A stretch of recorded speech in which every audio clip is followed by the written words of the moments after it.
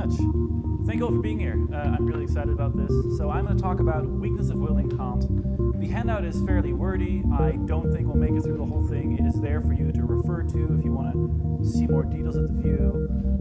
But I'm just going to try and get through as much of it as possible without, going at a breakneck speed. What I want to do today is I want to give an interpretation of frailty, Gebrechlichkeit, which I think of as moral weakness of will in Kant. When I say weakness of will, what I understand is simply action that is against the agent's best judgment, which reveals a kind of gap between the agent's evaluative beliefs, right, what they think is good, and how the agent in fact acts. Now, traditionally this has been considered a problem of sorts for Kant, or at the very least to present a kind of puzzle. Because typically, not everyone, but people typically think that for Kant, intentional action is action on a maxim. And a maxim would entail some sort of judgment that the action is good to do. So that gives you sort of three options. You say either, well, weak action just is not action on a maxim, you go that route. Some people defend that view. I don't have the time to engage them too much today. I take that to be a minority view that there's obvious reasons to be less attracted to because it's not intentional action anymore. Then you could also say, no, weakness of will just kind of isn't actually real for Kant. When we think we're being weak-willed, really we're just kind of kidding ourselves because the distance between our actions and our evaluative beliefs is only apparent. Really in Kant, the will always has the power to do what it wants, and when you think you're doing something you don't want to do, you're kind of kidding yourself. This view has its attractions, but I think it just doesn't track the phenomenology very well, right? You can imagine yourself in a situation, which is the kind of situation I have in mind, where you are lying to a loved one to avoid a conversation you know is going to be difficult. And it's just true of you to say, I know that I should tell them the truth, and I really want to tell them the truth, and you don't do it regardless. I think that kind of puzzle, maybe not all cases of weakness of will feel this way, but some really do. You really want to do the right thing, and you somehow still don't manage to do it. And it'd be very unfortunate if we can't account for that within Kant's moral psychology. So the route that I think a lot of recent interpretations have tried to go is to say instead, option C, which is kind of a camp that I try to fall into, there must be some way to act on a maxim where that maxim doesn't actually reflect the agent's best judgment. Now, I think this, again, is a version that a lot of interpreters defend, and a lot of creative and interesting moves have been made there. What I think the problem so far has been is that a lot of those moves end up being quite ad hoc. A lot of distinctions get drawn that seem like they're only being drawn in order to make sense of weakness of will. One reason this is true, and this is something I may not have time to fully get through, is I think there's a very widespread commitment to a particular way of reading Kant's incorporation thesis, where people tend to assume that the incorporation thesis just means that you can only be moved by an incentive ever if you in some way rationally consent to or want to be moved by that incentive. And that renders weakness far more intractable, and that's the reason, because of course, why would you be giving into weakness? You yourself must be choosing in some way to be moved in this direction, so it's not real weakness again, right? I think a lot of people, if you look at the literature, there's titles like Weakness Incorporated, Reconciling Weakness and the Incorporation Thesis. For a lot of people, this is the central puzzle. For me, it isn't. I don't think this reading of the incorporation thesis is actually that well textually motivated. I don't think it follows from what I would argue is the best reading of Kant's action theory, and it can be let go of to make the puzzle significantly more tractable. That is something I'll just say out loud now, hopefully get a chance to defend, but maybe not, in which case, take my word for it. It's true, absolutely. So because I don't think I'll get through everything, I'm just going to tell you what the view is right out the gate in a few steps, okay? I'm going to argue for a view in which weakness fits naturally and follows from Kant's action theory understood in what I think is a slightly better way than it typically is done. I argue that morally weak action is action on a maxim. And what happens when morally weak action occurs is that the motivating ground that is underlying the agent's good maxims, the ones that they want to act on because they think those are the right ones, those motivating grounds are not strong enough to motivate, to actually cause an action relative to the grounds that they're competing with. So there are other grounds that end up causing the action that end up causing a bad action the agent doesn't actually want to do. So the morally weak agent is acting on a different maxim, which is one that they no longer endorse, but they still hold. As in that maxim still plays a role in their moral psychology, even though they no longer would say, oh yes, I think this maxim is correct, and I like this. And this is so because the motivating grounds that underlie such a maxim only gradually lose their causal power. So an agent undergoes moral conversion, and that begins to change the causal powers of their motivating grounds, but it doesn't change them just like that, right? It gradually alters them, such that those powers can remain effective and can, in the right situations, still win the competition against the new powers underlying good maxims. That's why I consider the bad maxims as a hangover from radical evil. And radical evil is what allows me to continue to say that because radical evil itself is imputable to the agent in some way, and of course there the story is also full of mystery, right?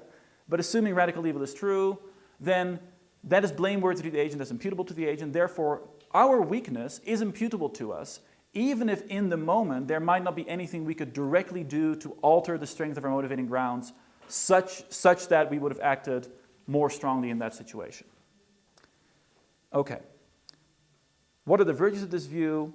I think a few things. One, like I said, it shows the reality of weakness following from Kant's action theory as a theory involving the interaction of causal powers and an empirical psychology with a normative psychology.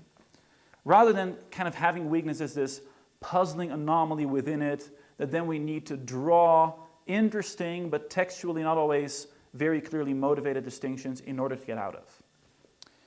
It pays due attention to the discussion, to the context in which Kant discusses frailty, which is very specifically the discussion of radical evil in the religion.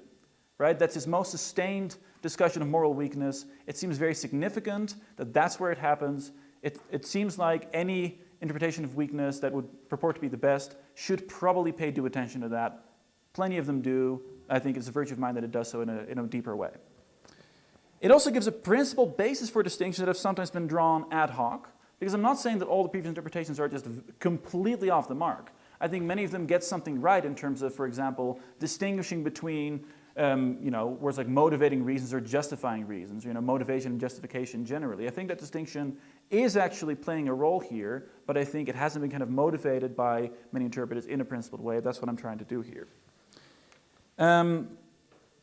It doesn't downplay the empirical side of agency in favor of the normative, which I think one is often led to do if they buy into this particular picture of the incorporation thesis, because what I think is good and right to do is just always what causes my action on that picture. So really it's only the normative side that truly explains my actions. I think that's wrong. I think that ignores the rich empirical psychology Kant has developed and people like Patrick Frierson have helped unearth. And I think it'd be better to have a reading that really shows how the interaction between those two is where weakness comes from.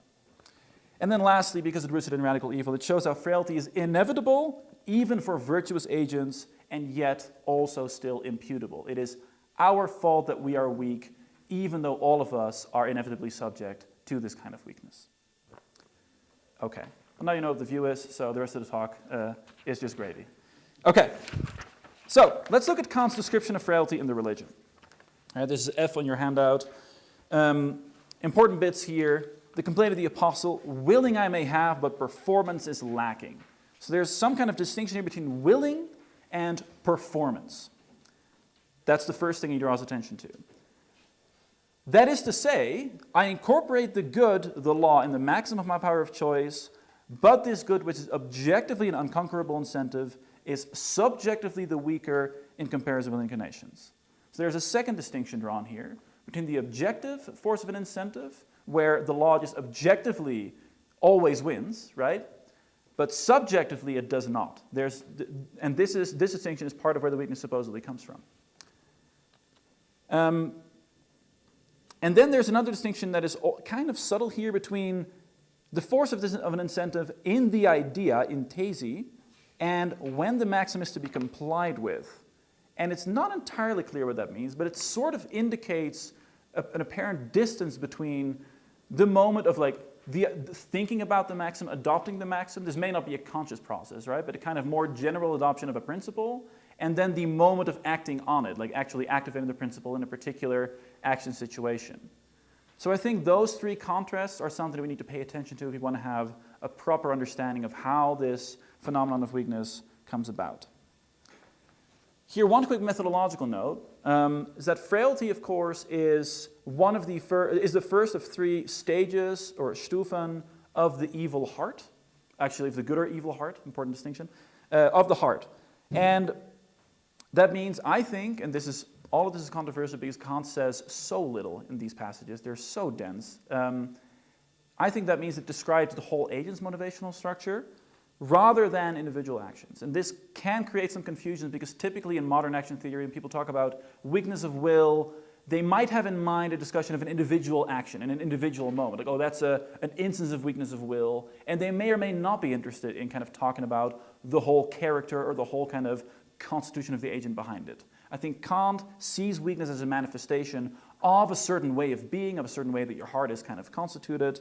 And so that weak actions are those kinds of actions that are performed by frail agents.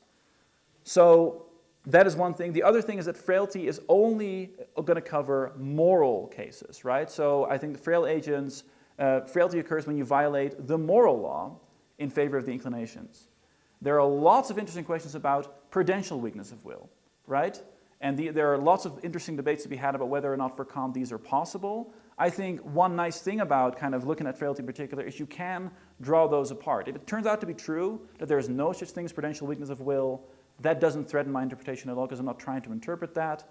It also might mean that they just work by different mechanisms.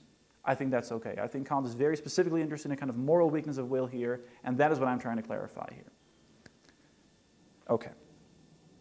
With all this on the table, I'm going to try and give you a very potted version of how I understand Kant's action theory. This is the part where I worry about getting into the weeds and never getting out of them, but we'll see. So one, I think there are two really important dimensions of agency that interact with each other in Kant. There is an empirical dimension of agency, where actions are explained like any other event in space and time, as events in an efficient causal order, where what goes on is ultimately determined by the strengths of causal powers. In particular case of action, these are motivating grounds, right? Bewegungsgründe in Kant. So that's one dimension of agency. The second one is the normative dimension. And this is where a lot of conversation in Kant studies tends to happen. And there they're explained in terms of their justification, kind of from the agent's point of view as a moral agent. And the explanations there have to do with what kinds of principles must agents endorse to act in X or Y way. What must the agent think is good in order to explain that they acted in the way that they did? These two dimensions are both, I think, essential. They aren't separate, right? What goes on in the empirical layer clearly influences what kind of normative principles we adopt. And also, for Kant, famously, right, his moral psychology is one where our normative beliefs can directly be causally efficacious, or at the very least indirectly. What I think is right to do can directly cause an action, and so that it influences the empirical side of the story. I think that interaction is where weakness has to be located. So let's begin with the empirical level. Here I take it Kant has a causal power psychology. The faculty desire is a causal power, and this causal power is determined by various grounds of desire. And so what is ultimately desired is going to be simply a function at a very basic level of what grounds an agent has, which ones are stronger, which ones are weaker. So grounds are in this interaction where some of them end up being living grounds, is how Kant calls them in the lectures on metaphysics. And a living ground gets to do two things. It gets to determine its substance internally, so bring about a desire, and produce an effect externally, so make it such that that desire is also acted upon in the world, right? That can still be an internal action, but there is at least like some kind of direct effect. A ground can also be dead. So the ground still exists and it still has a strength, and it brings about an internal determination. There is a desire happening here. But that desire doesn't get to become an action or cause an action. It is stopped from doing so by stronger contrary desires, or stronger contrary grounds, apologies. So there is no external effect, just an internal determination, which is going to be important to account for, the feeling of conflict, right? When you're in cases of weakness and you feel like you want multiple things and only one of them happens, this might be a part of the story of what's going on. There obviously a lot more needs to be said. But the fact that you can have multiple desires working on you at once is important. So I like to think of these in terms of vectors. I think this is how Kant often reveals that he likes to think about things as well. where, you can have one desire. Here the example is where Taz wants to really drink a cup of coffee. There's an inclination that says, there's a cup of coffee, go have it. It's the first arrow in this little diagram. But then Taz also knows that coffee often gives him an upset stomach. So there's a really strong inclination to not have that happen again. And that inclination turns out to be stronger and point in the other direction. So you get a clear resultant vector where the result is simply avoiding the coffee, right? Because it turns out the inclination is just stronger to avoid getting your stomach upset again than enjoying this delicious cup of coffee. And of course, this model can be made as complicated as you want because that's how vectors work, right? You can add them all up one by ones, and eventually you're going to get a result that just points in a particular direction. Now, what's important for Kant is that the strength of grounds isn't static. It's not that we just walk around with a bunch of grounds inside of us somehow that just, are of a particular strength at all times. They can change, and I think what's important is that grounds can become stronger typically when they are exercised more. So when they more often get to result in action, when they more often get exposure, sort of when they more often get triggered, that will make grounds stronger over time. Whereas when grounds are rarely triggered or when they're very consistently resisted, this is the causal mechanism behind, self-discipline, right? This is how you get certain grounds of desire to become weaker in you because they never kind of get what they want, so they grow weaker and weaker. Now, what kinds of grounds of desire are there? There's inclinations, but there's very importantly also character, or whatever you want to call the ground of desire that is the ground that allows you to act on the representation of a principle. So this is the important Kantian bit of psychology, right? Because you might be worried here, oh, this looks very hydraulic, too Humean. The important Kantian bit is that the representation of a principle, thinking, oh, this is good, this is something I ought to do, is itself a source of a ground of desire, and is itself something you can act on. You can act for the sake of that principle. And this isn't just in moral cases, right? You can tell yourself, hey, I've made it my principle, I've promised myself never to eat on a Sunday after 8 p.m. again. Not a particularly moral principle, might not even be good. And then you feel tempted to eat on a Sunday after 8 p.m. and you can represent to yourself, well, hold on, I have this principle, I should stick to my principle, stick to my guns. That by itself can be a source of motivation to not eat in that situation. Again, you're not doing anything moral, but you are using the representation of a principle itself to enter into the efficient causal nexus of what's going to cause your action. Okay. That's the empirical layer of the story. The normative layer, somewhat more familiar, I think, to many of us. At this layer, we do stuff because we think it's good, right? And we make judgments about good, and I think those judgments are expressed in maxims. Now, I have a particular view of maxims that I take from Richard McCarty, where I think maxims are essentially the form, X is good. I don't think all that much ends up hanging on this, right? I think in whatever way you slice what a maxim is, in some way it involves a judgment, or it sort of implies a judgment that a particular action or course of action or a particular principle is good. Kant is explicit that maxims function as premises and practical syllogisms, and he stands in a long tradition here, directly going to Wolff, but also before him Aristotle, of thinking about maxims in this way. So if you have the maxim X is good, then that can function as the major premise of a syllogism. You can then say, oh, Y is an instance of X, right? Subsuming Y under X, and then conclude, oh, therefore Y is good. And for something to be good gives me a reason to do it. This is both something that works to produce individual action, but also just new maxims, right? And so you can envision an agent having just this whole chain of syllogisms in their sort of mental, not literally perhaps, but I don't know. But it's a good model for thinking about it, right? There's just a chain of syllogisms where they have very general principles and they end up spiraling out into more and more particular maxims and ultimately into individual actions that then follow directly from a maxim that is one level of generality above the individual action. I have a schematic representation of this at the bottom. At the very end of the handout, if you want to look at that. What's important is that every maxim has a motivational ground underlying it. There is a particular motivating ground that is the reason why the maxim is adopted. So they can either be maxims of inclination, or they can be sort of formal maxims that are adopted based on character, because you represent them as good, and therefore the force of character says, look, this principle is good, you ought to act on this principle. So with every one of the maxims in this table, there is behind it, and I don't yet know how to picture this. If someone's more visually talented, I have no imagination. So if someone can figure out how to picture that more clearly, please tell me. But you should imagine behind all of these, there is some kind of ground that says why you should adopt them. Now Kant also holds the view that we have something like a supreme maxim, like our most general maxim. And I take it this is a large part of what part one of the religion is about the choice of our supreme maxim. Because something must be the highest, most general principle from which we derive our other maxims if they are to be consistent. And Kant thinks there are only two candidates here, right?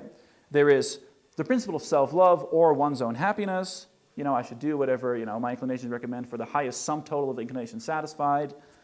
Or to have a good will. However exactly you want to spell out the moral principle, but we basically understand the distinction, right? We make a choice between self-love and the moral law where these things are eventually going to conflict.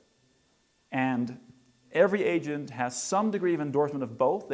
Every agent thinks that both of these are worthwhile in some capacity, but you have to make a choice for which one is primary. And here, if you know the story about radical evil, you know where the story goes. It turns out every agent makes this choice wrong somehow. They all choose to prioritize self-love, where what you should be doing, of course, is prioritize instead the goodwill. So this choice is done by an intelligible deed. What the intelligible deed is super mysterious, right? Don't think I'll be able to clarify that in 5 minutes. But it's a deed by which you subordinate one of these maxims to the other, and you say, my own happiness is the unconditioned good. Doesn't mean you say the moral law isn't good, but the moral law is good conditionally on my own happiness, right? Now, it is possible, of course, to undergo the change of heart, and the change of heart is where you swap those two around, and you make the principle of the goodwill your supreme maxim. And importantly, at the intelligible level, that is a single choice. Really hard to understand what that means, because it's not in time, right? But at the empirical level, it's something that Kant very clearly says manifests only in time only as a constant progress from bad to better, the slow cultivation of virtue, where virtue is a kind of strength to do what is right, and it's a gradual reformation. So there's only going to be, in time, you're only going to see the agent who undergoes a change of heart gradually change. Now, I think we have all the ingredients we need to explain weakness on my model. So, yeah. Let's look at the table at the very end, right? It's supposed to be the table that illustrates a radically evil agent post-conversion. So Taz in this table is supposed to be good. Taz has now got a good supreme maxim. That's the one at the top. And all the bolded maxims are the ones that, since the change of heart, Taz endorses. These are maxims that Taz has chosen and would say these are the correct ones, these are principles that I stand by, that my character motivates me to act on. But like I've said, right, causal powers don't just lose their strength like that. So there are also maxims in the past, from before the change of heart, that Taz held. Maxims like, doing my duty is good from inclination, right? Or pursue my own interests instead of those of others is good. Now, what I argue is these are the moral hangover, right? These are the holdover maxims that you have from radical evil, where those principles still have motivational force behind them. And if in a particular action situation, that motivational force is just greater than that of the principles that are on the left side, the principles that are bolded, then the fact that you endorse those principles does matter. It makes them stronger. It adds a very strong motivating ground to those principles. But it might still be too early in your moral journey for them to always win. In fact, no agent is so virtuous that those principles would always win in every situation. Their strength is always going to be limited. It can be 0.99 on this side, 0.01 on the other side, but there is always going to be a chance that the principles on the right side, the holdover principles that you no longer think are good, still win out because their motivating grounds can still be activated. They're not always going to be dead powers. And that's when you get the situation where you understand what is objectively right and you endorse it. You understand it to be what motivates you. And you are, in that sense, really a good agent. But there's a distance between your adoption of those principles and you're actually being motivated by them in a particular situation. Because they lack the subjective force needed to motivate you in all those situations. So, the willing is there, but the performance is going to be lacking. And I'm sure that many people have all sorts of questions about this picture, and I think this would be a good place to stop and just go into those. Thank you so much.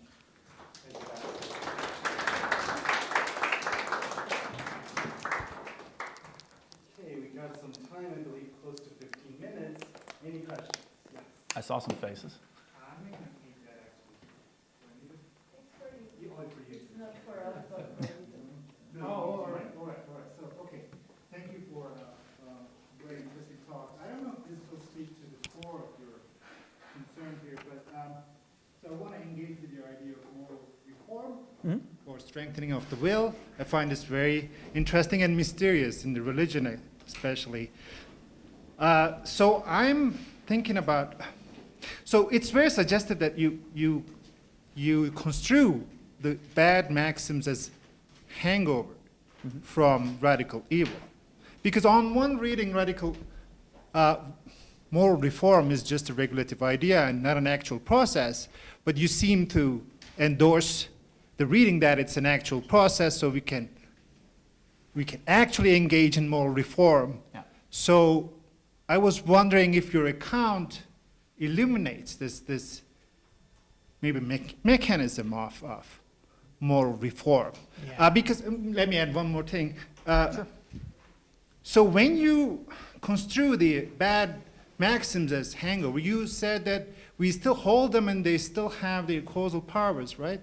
So cognitively eliminating them is not enough, right? Because the agent recognizes or cognizes the goodness of one maxim, but the bad maxim has still some kind of causal power over the agent. So there must be some kind of maybe virtue-related process there. So can you explain how we build virtue, though? How we build virtue or the resistance to them, to the temptation of the bad maxims? First off, can I just say it's lovely to hear someone spit your talk back to you in a way that shows that they really understood it super well. That's awesome. So I understand virtue as, Kant is always characterizing it as a kind of strength. So I basically understand it as the strength of character that underlies good maxims. That is roughly the picture I'm working with here. There's a lot more to be said about exactly how it works, and Kant says more things. But within the kind of causal picture, that's the role it plays. It's that strength, where strength is univocal here between like the strength of my character and the strength of my inclinations, right? Those are things that can directly be compared to one another. But it's that strength that adds to my character in order so that I can act on good maxims specifically. How is that built? Yeah, so I think it goes back to maybe the other thing you said. I haven't thought through exactly, so you're right, I don't have a regulative idea reading of moral conversion. I think it really happens in some way or other.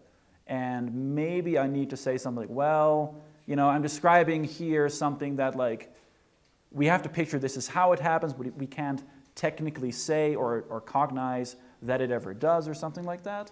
But this is the mechanism by which it would work. Maybe that's something that I can say to mediate between those two extremes a little bit. But I do think that, I think it'd be very bad news if moral conversion truly was only something that happened regulatively. I think that also renders a lot of the talk about God and about the religion stuff in the religion is more mysterious. I think that's there to kind of show it can at least be really thought to happen. And yeah, it involves mechanisms but that we don't have cognitive insight into.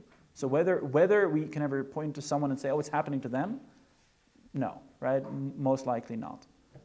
But I do think we have to be committed to its possibility and probably its actuality. And if not, then this is a cute fictional story about what it would look like to give the regulative idea more meat on its bones. But yeah, does that help? Thank you. Excellent. Okay. And would people mind just saying their names so that everyone starts sort of getting to know each other? Hi, I'm Laura. Hi, boss. How's it going? Thanks for the talk. I have a couple of questions, but I just wanted to ask one that was maybe, I think it'll be one you want to talk about a little bit because I saw the page with the polemical aside. So maybe you could say something there. Yeah, I'll just an invitation to say something about why you think the incorporation thesis should sort of be kind of put in its place, and isn't going to be a problem here. And I guess just to kind of play with that a little bit, I always thought that the reason that people latched onto it so much wasn't because it was sort of read as a kind of extremely pivotal moment in just the religion. It was finally putting a nice tidy name on something we always thought we really needed all along based on the entirety of Kant's thinking. So it kind of feels hard to put in its place for that reason. Sure. And I guess I could be just skimming too quickly when I was looking over the stuff you have here on the incorporation thesis, but it seemed as though maybe part of your answer was that the passage where that comes up, and so just tell me if this is totally wrong, but that the passage where that comes up is restricted to really just the choice of the supreme maxim, yes, as opposed to other maxims, like for instance with regards to the coffee or being nice to my mother or whatever it is.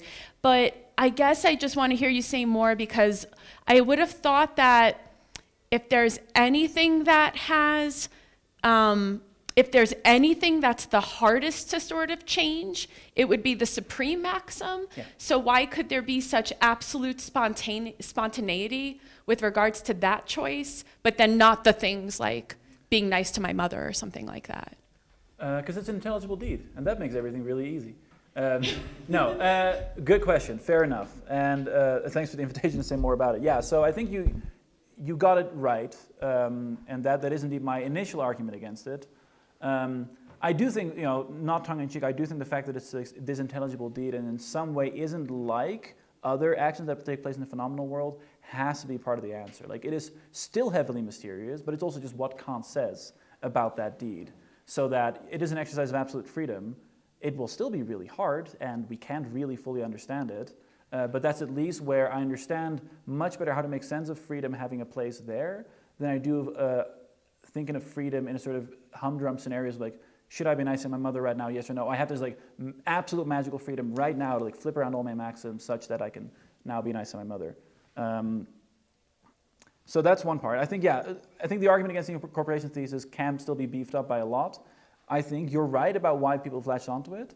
And part of what I'm doing here is sort of an indirect strategy like, hey, here's a different way of understanding the action theory that, not the only person to defend it, right, or something like it, but, that doesn't make you feel like you need it. Now this moment in the religion where Kant says this thing about the supreme maxim that I think really is not naturally read as being about other maxims and, about this more general thing, doesn't seem like, it's putting a name on something we wanted the entire time, because I didn't want it. I only wanted it to understand the supreme maxim, because there, it is very important that I incorporate an incentive, the moral law, or my own happiness, into my maxim to understand how my normative choices can be responsible deep down for the way that I am as an empirical agent. That's what I wanted to know. Maybe it's something that ends up being a just so story about which agency theory you prefer. But it is sort of systemically motivated in that sense as well. And then I just point out, the text seems to me wobbly at best, and people seem to have outside motivations to read it the way that they have been. Yeah, thank you. Okay, and we got 8 minutes or so and 3 or 4 questions, so be mindful of that.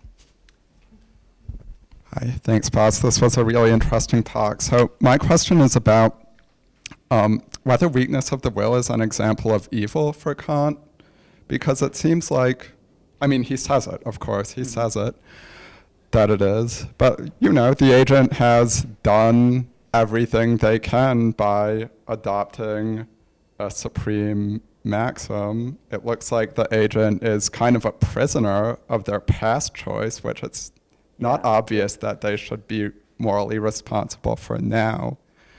Kind of what's going on there. Excellent. So I think this is I didn't get a chance to talk about this, but it's an important point, because for some people really will reject certain readings of weakness on the grounds that no, it has to be evil, because he says it's one of the stufen of evil.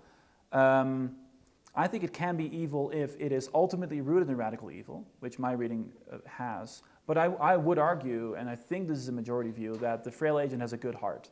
So the frail agent is, fundamentally committed to good, but the only reason that this happens to them is that they have at some point made a choice for evil that they have repented for too late, namely at any point, because they shouldn't have done it to begin with. And so I am putting a lot of stress on that on that particular choice. But I think that's what just the challenge of the radical evil story is, that he really does seem to want to bring it all the way back to there. Because I do think, yeah, you know, if the human being had chosen good from the beginning, they would not be subject to frailty whatsoever, and that's the sense in which it can still be seen as a manifestation of evil, if a very excusable one that even the most virtuous agents are going to be prone to. Yeah. Tell me more later. Thanks. Oh, I'm Aaron. I'm Aaron. Hi. This may be a bit tangential. I'm wondering, on the vectoral model of motivating grounds you're laying out, it seems like there are cases where there are equal and opposed grounds, Yeah. which the result is nothing, zero. And so Yeah. this is an old medieval question, right? Like, it seems like there are cases where an agent can escape from that dilemma, not necessarily by having more grounds, but just by like picking something. Like you have in Al-Ghazali the 2 delicious dates, they're equally delicious to eat, and you just pick one. So I'm wondering, yeah, on your model, like, do these problems arise of how do we get out of the, you know, equal opposed vectors of ground? I haven't thought about this, and if someone knows a passage where Kant explicit, I feel like there must be a lecture passage where he just talks about Buridan's ass or something. If they know about that, please come to me afterwards. I don't know. I think that's a great question. I think it'd be rare, and I think the fact that we have this ability to act on the representation of a principle could maybe allow the agent some leeway in those situations to be like, well, I'll just, you know, press a little harder on one. It seems to me like it'd be exceedingly rare, given the sheer amount of motivating grounds that we have, that they would really be not close, not very, very similar, but like exactly the same and opposing when you sum them all up together, such that, you know, it's an interesting theoretical possibility, but less of a sort of deep problem for Kant. But that's only an initial reaction. Actually, I should think more about this. Thanks. I'm Andrew.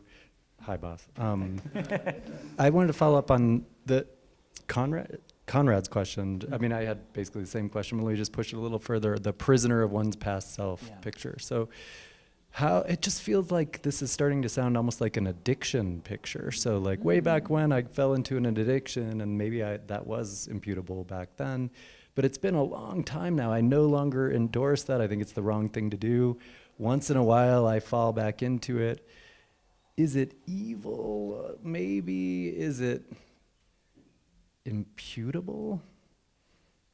I don't know. I mean, it just feels like maybe this is a matter of degree too, but at some point I really haven't endorsed that for a long time. And this kind of causal picture of my psychology that you have, I sometimes get overwhelmed, but. I think this is a great press, and I need to think more about it. Here's one initial reaction, what I'd like Kant to say, and I don't know if he says it. You might think, well, people often get confused, right? Oh, so Kant thinks everything we do is evil? Like, it seems so stern, and you got to tell him, no, he means evil in this really particular way where it's like, really anything is like, almost anything is evil, but it doesn't mean it's really bad. It can be pretty okay, or like excusable, you know, somewhat. And I think that might be the case here, where like, do we really want a view of Kant where, oh, if I'm frail sometimes, and I sometimes just like, don't quite manage to live up to my fullest, like, you know, degree of virtue, we got to say, hey, that's an instance of your evil manifesting itself still, because that's the kind of explanation of it. But do we want to say, oh, we got to be, you know, we can't be cutting each other any slack? Don't we want to be like, okay, no, I understand. I too am a radically evil agent. We're all doing our best here.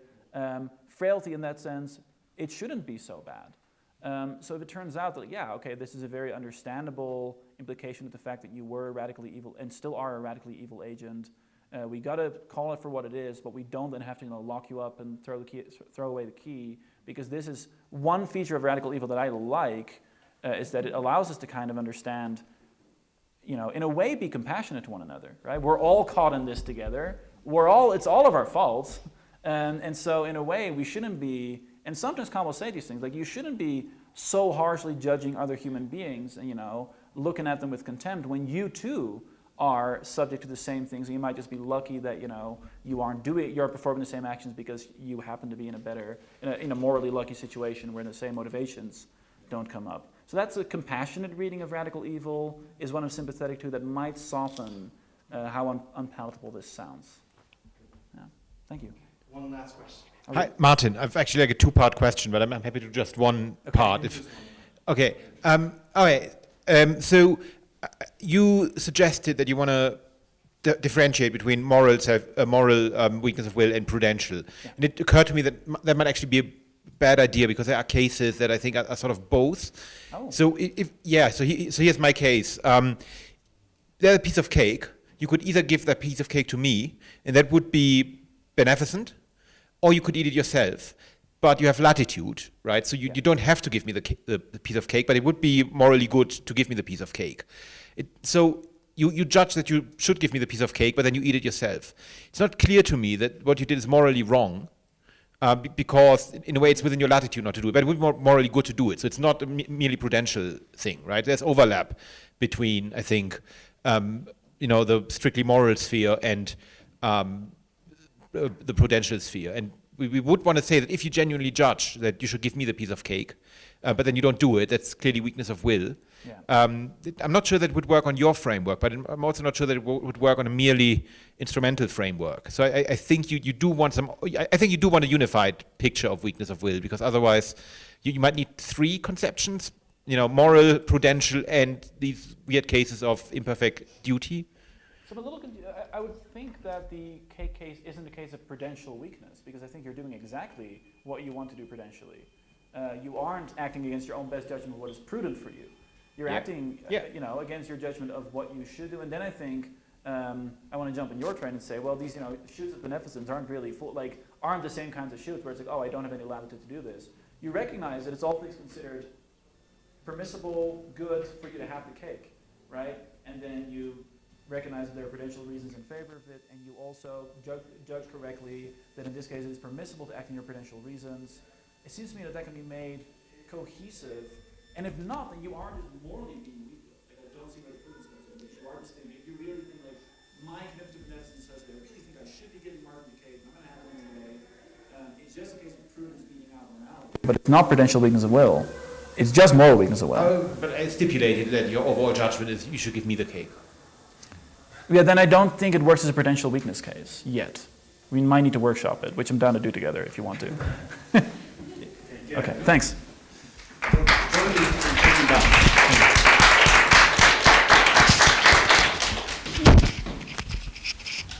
Yes, thank you.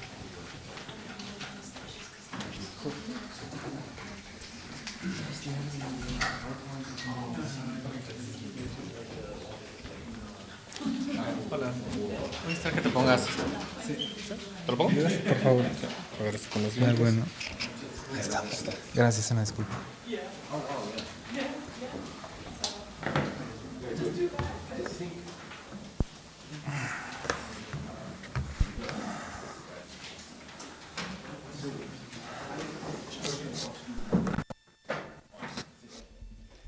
Okay, great. So for the next session of the sort of evening portion of the conference, the first day of the conference, we'll have Jorge Omar Rodríguez Ramírez giving a talk on the duty to be truthful. Please join me in welcoming Jorge. Thank you. As you know, I will give my talk in Spanish, so I apologize to those who don't speak Spanish. I know it says North American Kantian Society, but when I saw the call, I said, let's give it a chance, and here I am. So now I turn to Spanish. Mi trabajo se llama Una interpretación restrictiva del deber de veracidad, y lo voy a leer más o menos fluidamente. Debo de advertir que me referiré al texto sobre un presunto derecho a mentir por filantropía como el ensayo o el ensayo sobre la mentira de manera indistinta. Entonces, empiezo. El texto sobre un presunto derecho a mentir por filantropía es popularmente conocido por la tesis del deber incondicionado de veracidad y por su atroz ejemplo del asesino, donde se describe una situación como la siguiente. Escondí a mi amiga Julia en la cocina de mi casa debido a que la busca un asesino. Pero para mi mala suerte, el asesino toca la puerta y me pregunta por Julia. ¿Debo decirle dónde está? Según Kant, tenemos un deber incondicionado de veracidad en las declaraciones que no puedo evitar. Así que debo ser sincero con el asesino y decirle dónde está escondida Julia. Si Julia muere a manos del asesino, pero dije la verdad, a mí no se me puede culpar por el asesinato de Julia. En todo momento actué conforme a derecho. Pero si mentí, debo ser juzgado por el asesinato de Julia. Si presentamos el ensayo de esta manera, además de hacerle mala fama a Kant, perdemos de vista la idea principal del ensayo. Kant defiende la tesis de que es imposible un derecho a la mentira. Mi trabajo tiene dos objetivos. El primero es mostrar que el ensayo es un diálogo entre Benjamin Constant y Kant, donde debaten la posibilidad de un derecho a mentir, y solo al interior de este diálogo es que podemos entender correctamente el ensayo. Constant sostiene que es posible un derecho a la mentira, mientras que para Kant es imposible. La premisa que sostiene la imposibilidad del derecho a mentir es el deber incondicionado de veracidad. Este deber es problemático por diversas razones. Mi segundo objetivo es comprender mejor esta obligación incondicional de veracidad, porque tal y como la presenta el ensayo sobre la mentira, surgen al menos dos problemas con los postulados de la filosofía del derecho, a los que llamaré el problema de la extensión y el problema de la alteración. Los explicaré más adelante, pero debo mencionar que estos problemas surgen debido a la jerarquización entre textos. Darle más peso al ensayo que a la doctrina del derecho causa estos problemas. En cambio, si pensamos al ensayo como tratando un problema específico de la doctrina del derecho, estas tensiones desaparecen. Espero convencerlos de esta estrategia de lectura. Antes de continuar, debo hacer dos advertencias más. Mi acercamiento al ensayo no es moral. Mucha de la literatura kantiana trabaja con esta perspectiva, pero no será mi caso. Por el contrario, me concentro en argumentos jurídicos del texto. Sobre la interpretación jurídica hay una importante literatura que podría dividirse en dos: los formalistas, que se ocupan de estudiar a la mentira como una injusticia formal, y los punitivistas, que se ocupan de estudiar las consecuencias legales de la mentira. En mi caso, pretendo dirigir la atención a las restricciones que este deber impone sobre el discurso público. Dicho lo anterior, comienzo. El ensayo como respuesta a la justificación del derecho a la mentira. El ensayo responde a las ideas del político Benjamin Constant, quien atribuye a un filósofo alemán el deber incondicionado de decir la verdad y el ejemplo del asesino. Constant cree que existiera este deber de decir la verdad, cualquier sociedad sería imposible.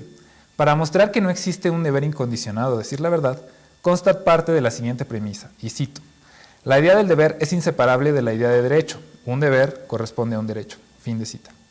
Para Constant, todos los derechos son relacionales, es decir, a cada derecho le corresponde un deber.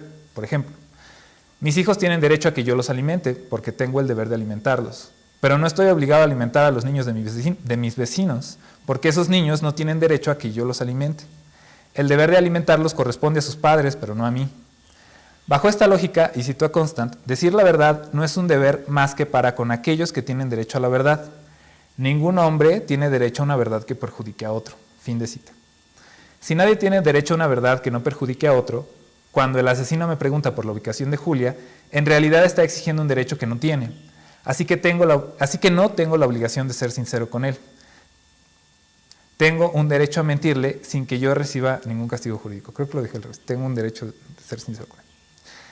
Pero Kant está en contra de este argumento. Primero, porque no podemos hablar de un derecho a la verdad. Eso nos llevaría a una lógica extraña donde la verdad depende de mi voluntad.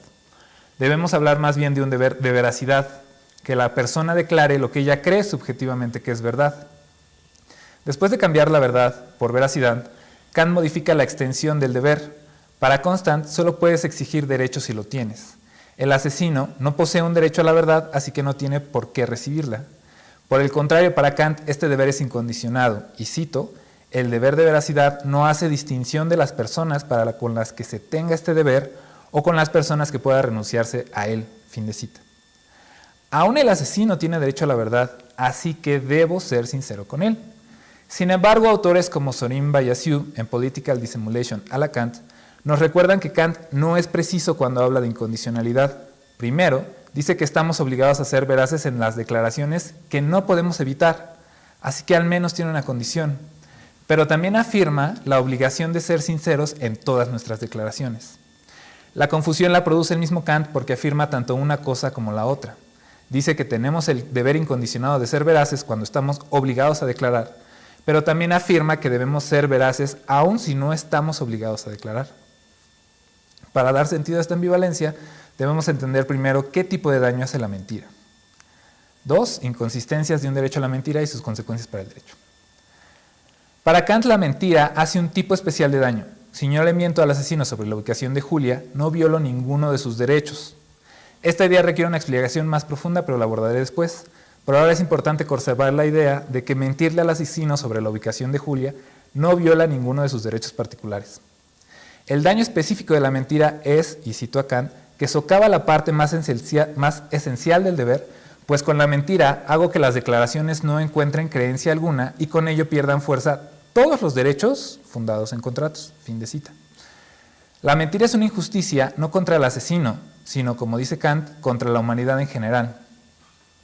¿Por qué la mentira es capaz de dañar a la humanidad? Parece poco creíble que una mentira pueda lograr algo así. Sin embargo, recordemos que el tema en disputa es la idea de un derecho a la mentira, que al fin y al cabo, como dice Kant, es de lo único que se trata. Entender la discusión presupone saber qué tipo de injusticias provoca la mentira. Y estas son: hace inutilizable la fuente del derecho, viola el deber de veracidad y socava la validez de los contratos. Los voy a explicar en orden inverso para facilitar su comprensión. Si tuviéramos un derecho a mentir, las obligaciones derivadas de contratos no serían válidas. Supongamos que me contratas para que lave tu coche el viernes por la tarde. Llega el viernes por la tarde y decido no lavar tu coche. Prefiero quedarme en casa viendo la tele. En un mundo jurídico donde hay un derecho a la mentira, no tendrías mecanismos para reclamar el incumplimiento del contrato porque soy capaz de mentir en los contratos. Dije que haría algo, pero en realidad no pretendía hacerlo. En un contexto jurídico donde hay un derecho a la mentira, la validez de los contratos se socava.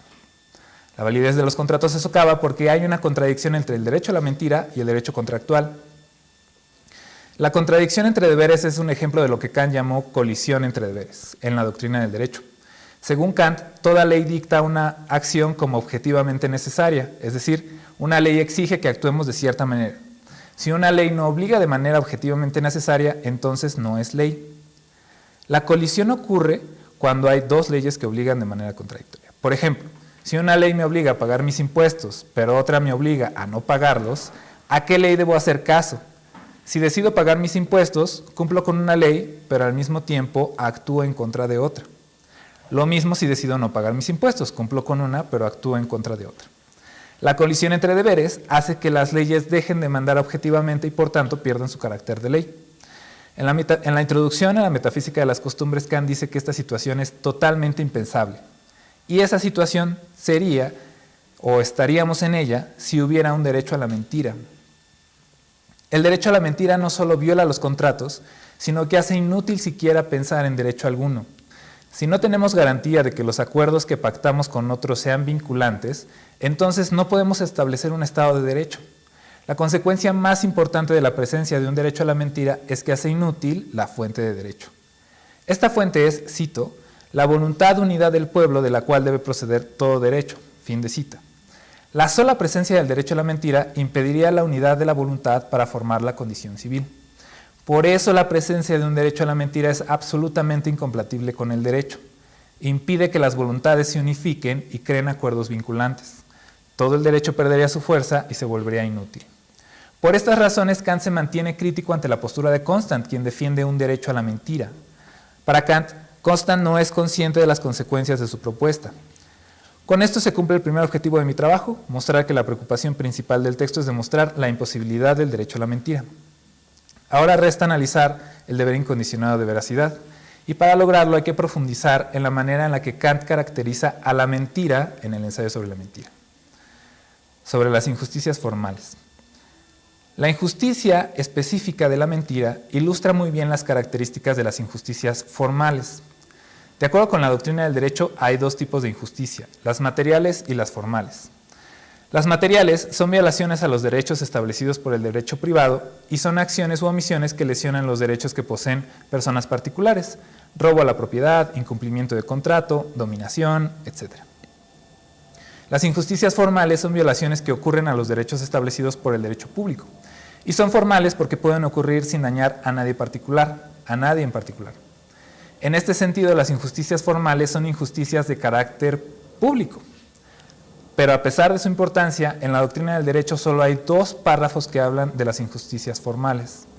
Estos párrafos del parágrafo 42 nos dan las tres características de estas injusticias. Ocurren sin cometer injusticias materiales, es decir, sin lesionar a particulares. Niega el concepto de derecho, ya sea porque o impide el establecimiento del derecho o destruye las condiciones del derecho. Y por último, su grado de injusticia es el grado más alto. El grado de injusticia formal es el más alto porque atentan contra la posibilidad del derecho. No violan los derechos de una persona particular, sino que sus acciones u omisiones son contrarias a que las mismas personas tengan derechos. En este sentido, las injusticias formales o impiden el establecimiento o pretenden anular las condiciones para tener un sistema jurídico. Si la mentira que trabaja Kant en el ensayo tiene todas las características de la injusticia formal, podemos suponer que la obligación de veracidad está relacionada con el derecho público. Ser veraz es una obligación formal, algo que le debemos a todas las personas en general. Porque es una obligación relacionada al mantenimiento de las condiciones del derecho, el deber se hace incondicionado. La obligación de ser sincero en las comunicaciones públicas da lugar a declaraciones contractuales sinceras, genera un contexto de confianza para la deliberación política y permite el diálogo para la construcción de acuerdos en la arena política. Y lo más importante, permite mantener y sostener la condición civil de un Estado. Por estas razones sostengo que debemos interpretar la obligación de veracidad como una obligación del derecho público. Ahora bien, además de similitudes entre injusticia formal y mentira, me gustaría ahondar en las inconsistencias entre la doctrina del derecho y el ensayo, que es la siguiente sección. La doctrina del derecho distingue entre dos tipos de declaraciones, la mentira y la declaración falsa. La declaración falsa, la diferencia está en que solo la mentira viola los derechos de otra persona, mientras que la declaración falsa no lesiona ningún derecho. Tengo derecho a comunicar pensamientos insinceros hacia otros o de hacer declaraciones falsas, esto según Kant, cito. Puedo comunicar a otros el propio pensamiento, contarles o prometerles algo que sea verdadero y sincero o falso y doble, porque depende de ella solamente querer creerme o no.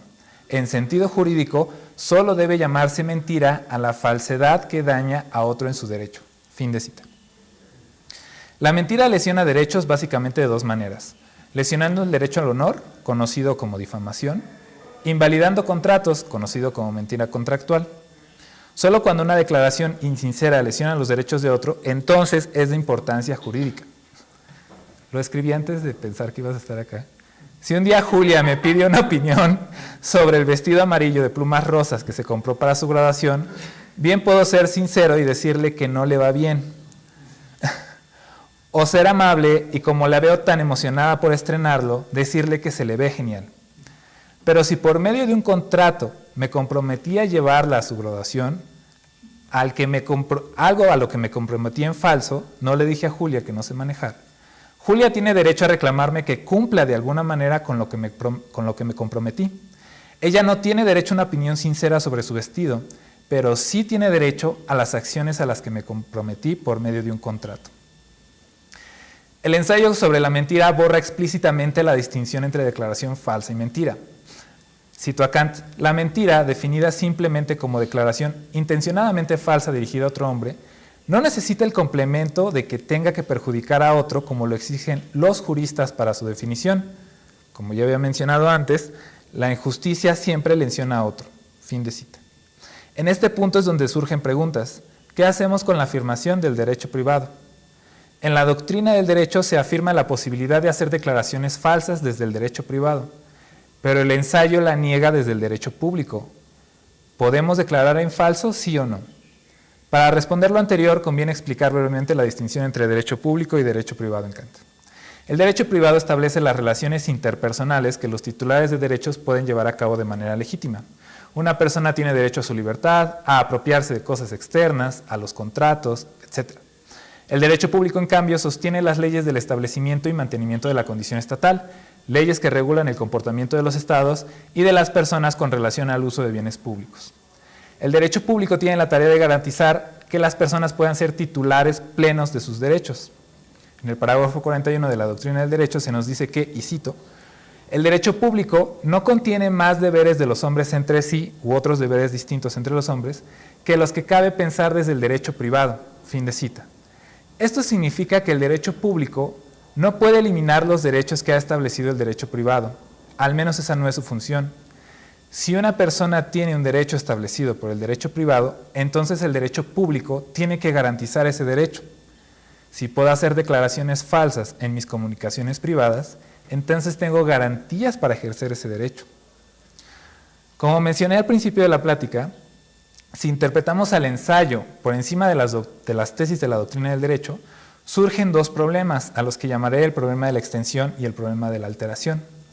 El problema de la extensión señala que extender la incondicionalidad de la veracidad a las comunicaciones privadas tiene la consecuencia de que debo ser, por ley, sincero en todas mis declaraciones, porque con esta extensión ya no hay diferencia entre mentira y declaración falsa.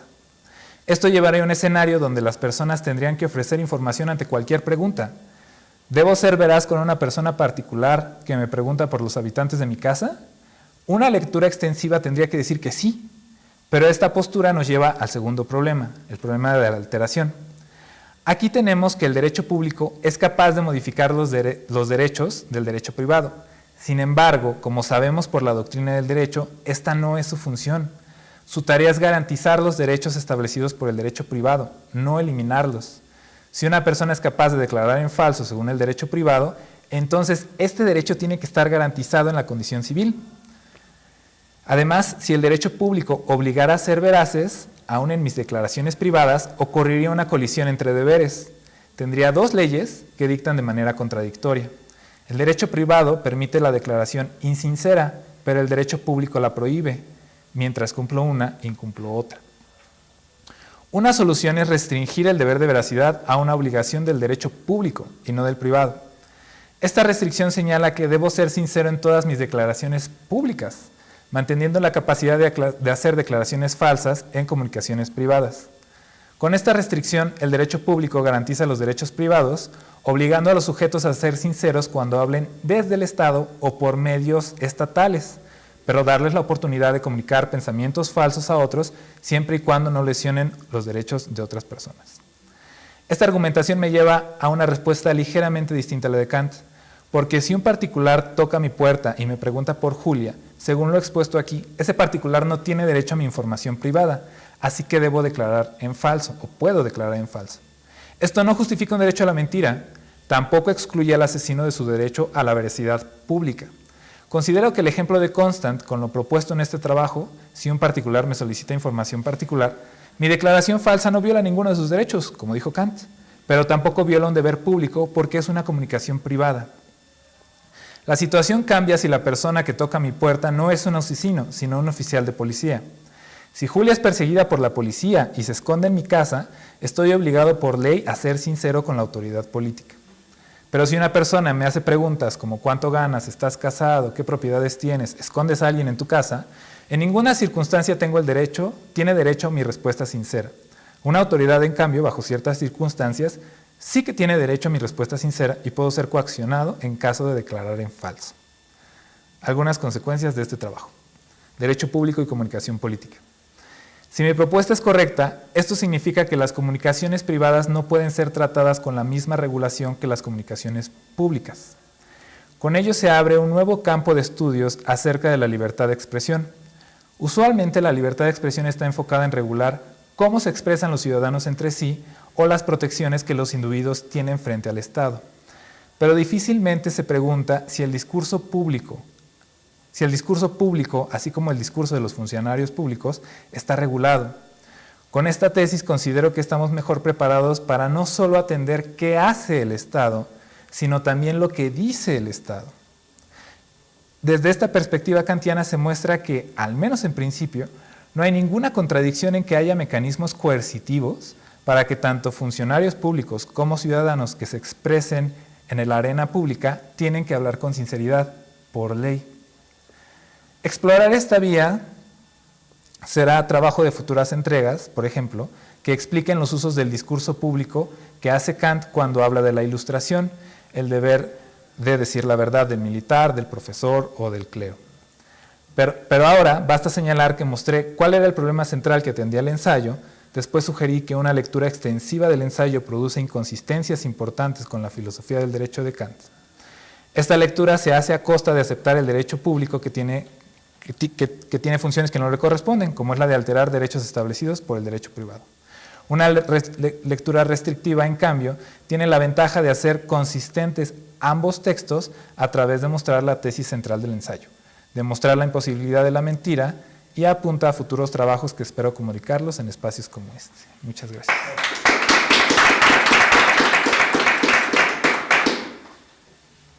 Perfecto. Preguntas. Julia. Bueno, primero que nada, gracias por...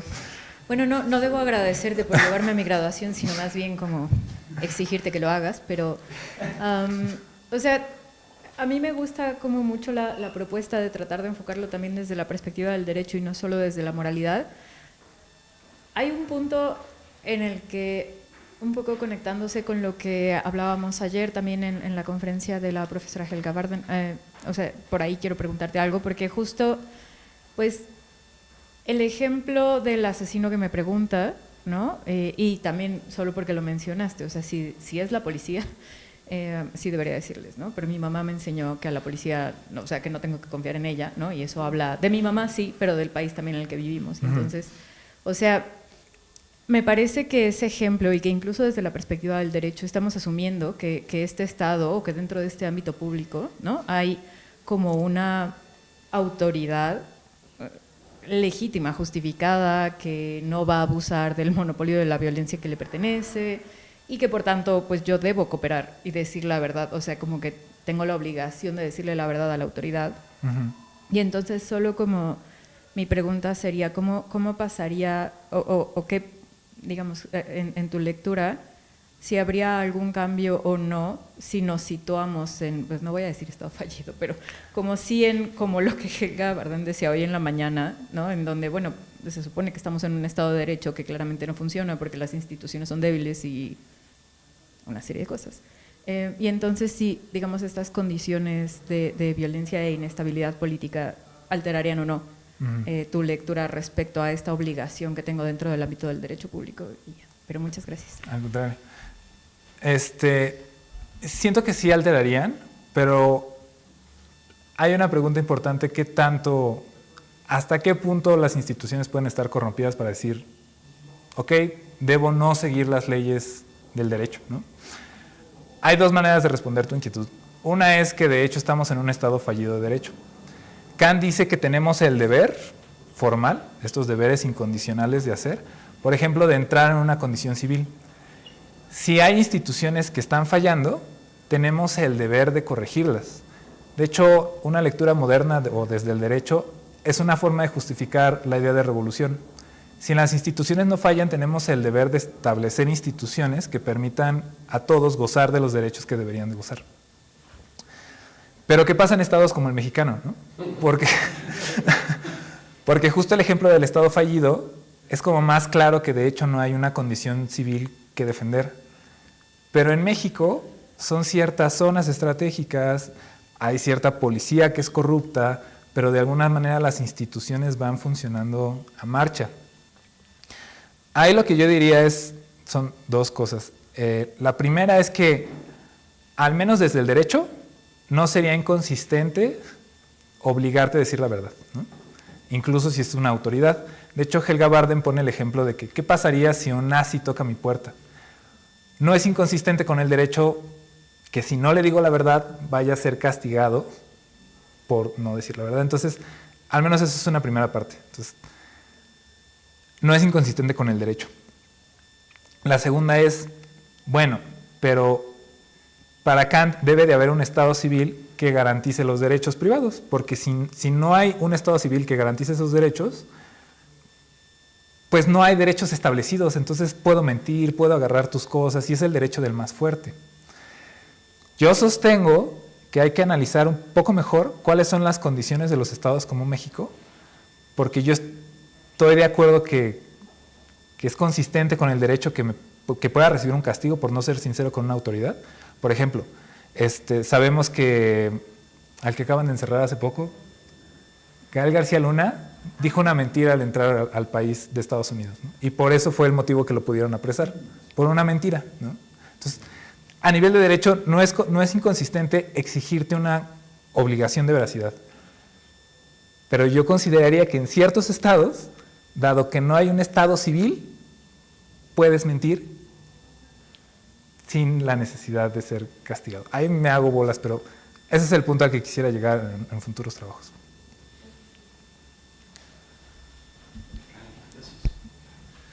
Pues Jorge, muchas gracias por el paper.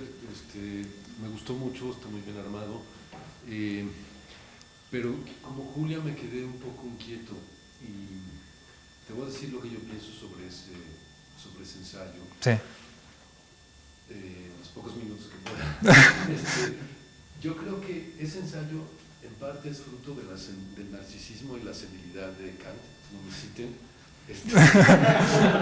porque resulta que Constant atribuye el dicho, ¿no?, de que no hay obligación de decir la verdad a quien no tiene derecho a ella. Atribuye ese dicho a un filósofo alemán. Él es suizo, francés, o sea, de habla francesa, entonces a un filósofo alemán. Resulta que es Michaelis el que había dicho eso y no Kant. O sea, parece que en toda la obra de Kant no hay ni un pasaje que se pueda identificar como el que Benjamin Constant menciona. Entonces es un error, o sea, no era Kant al que le estaba atribuyendo eso, ¿no? Ahora, tú puedes decir, o se puede decir, independientemente de eso, hay un punto filosófico importante, ¿no? Vale, ¿no? Entonces, creo que es importante ese contexto como del origen del tratado, ¿no? Porque, o sea, yo no creo que sea sostenible lo que dice Kant, y en parte por las razones que esbozaba Julia. A lo mejor, ciertamente no es tu tema, pero, digamos, ahí ya, digamos, voy un poco a tu paper. El conflicto entre máximas y el conflicto entre deberes, ¿no? O sea, no podemos tener conflicto entre deberes, ¿no?, pero podemos tener conflicto entre máximas, ¿no? Entonces, eso parece tener que ver con la estructura de la deliberación moral, ¿no? Y entonces, como que la pregunta es si la imposibilidad de un derecho a la mentira proviene, a través de diversas mediaciones, de la negación del conflicto de deberes. Entonces parece que hay algo en la negación del conflicto de deberes que necesitamos ver con más cuidado. O sea, ¿por qué no podemos tener un conflicto de deberes? No sé si tengas alguna idea. Y bueno, no sé, ya no quiero tomar más tiempo porque a lo mejor hay otras personas, no sé. Sí, yo estoy de acuerdo con la última parte de, ya son los últimos años de vida de Kant, porque incluso muchas de las lecturas morales agarran el texto y lo defienden como un ensayo moral. Pero el texto dice que se está peleando con un derecho a la mentira. Sin embargo, aunque dice que se pelea con un derecho a la mentira, todas las palabras que usa en alemán son Pflicht, nunca es un Recht. Entonces, aunque dice que habla del derecho a la mentira como derecho, siempre dice deber de veracidad. Entonces eso nos pasa a otro terreno que nos confunde, porque al inicio dice es imposible un derecho a la mentira y todo el lenguaje es de deberes. Justo esas son las tensiones que están contra la doctrina del derecho, porque la doctrina del derecho dice momento con las máximas o con los deberes, aquí vamos a hablar de derechos. E incluso es interesante porque es más democrático o es más flexible Kant en el derecho porque permite el suicidio, la masturbación y la glotonería como actos conforme a derecho, mientras que en la moral los castiga. Entonces, cuando habla con un lenguaje moral en el ensayo, pero saca tesis jurídicas del ensayo, ya, como que por ahí todo se pierde. Y quizá debería enfatizar más eso, porque sí, a mí lo que me preocupaba rescatar es esto de los deberes formales, dentro de los que se esconde el deber de mantener, crear, establecer la condición civil y tratar de mostrar cómo es que se pueden regular y obligar a funcionarios públicos a decir la verdad, ¿no? Que tenemos un derecho a exigirles la verdad. Creo que esa parte me pareció interesante, pero sí es hacer como este corte muy bien delimitado, decir, a lo mejor no me comprometo con esta última parte, de que podemos tener consecuencias jurídicas por eso, pero sí que un derecho a la mentira no es consistente con el sistema de derechos. Y por ahí le caminar. Pero sí, bueno, tienes un ensayo, creo que en el libro, donde viene esa parte, y sí, cuando lo leí, subrayé y dije, sí, estamos de acuerdo. ¿Más preguntas? Ajá.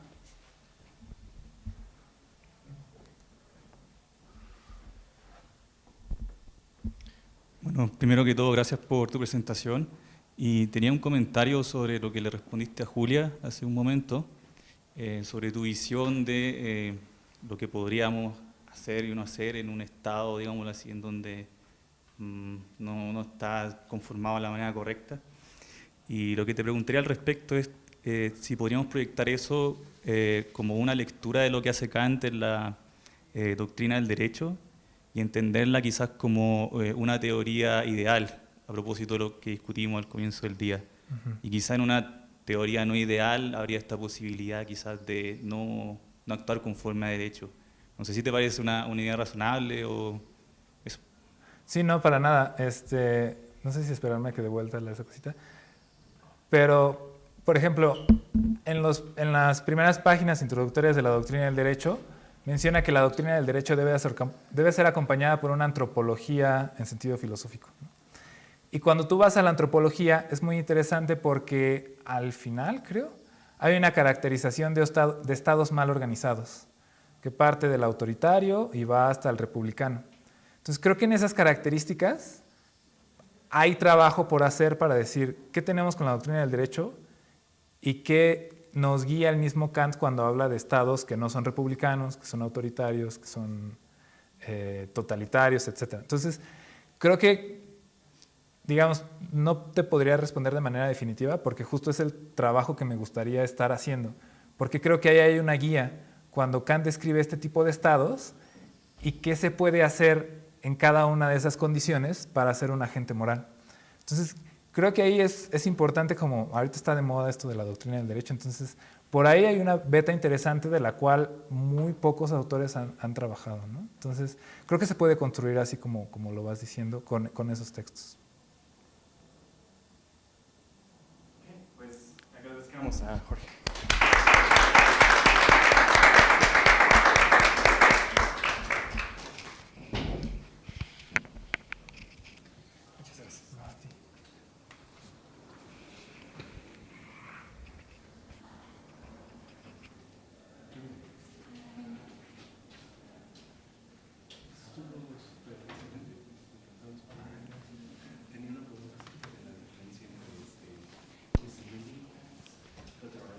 Hola.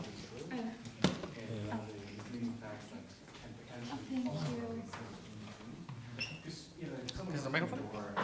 So you can ask if anybody wants the paper, you can give them paper, but if not, like the... Yeah, you're not really like violating anyone's right to the truth, perhaps. You just can't have a discussion of that particular So sorry, you're the chair, right? Yes, I am. So it's like 40 minutes in total, right? That's correct. Okay, good. So 30 minutes of talking and 10 minutes Okay, of okay, great. In fact,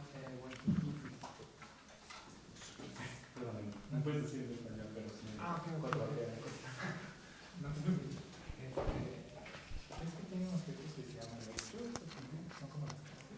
Ahí dice qué tipo de discursos se llaman discursos. Por ejemplo, existe ¿eso es verdad?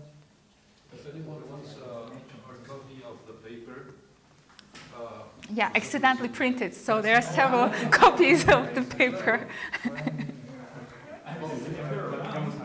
Oh, I'll keep one, yeah, thank you.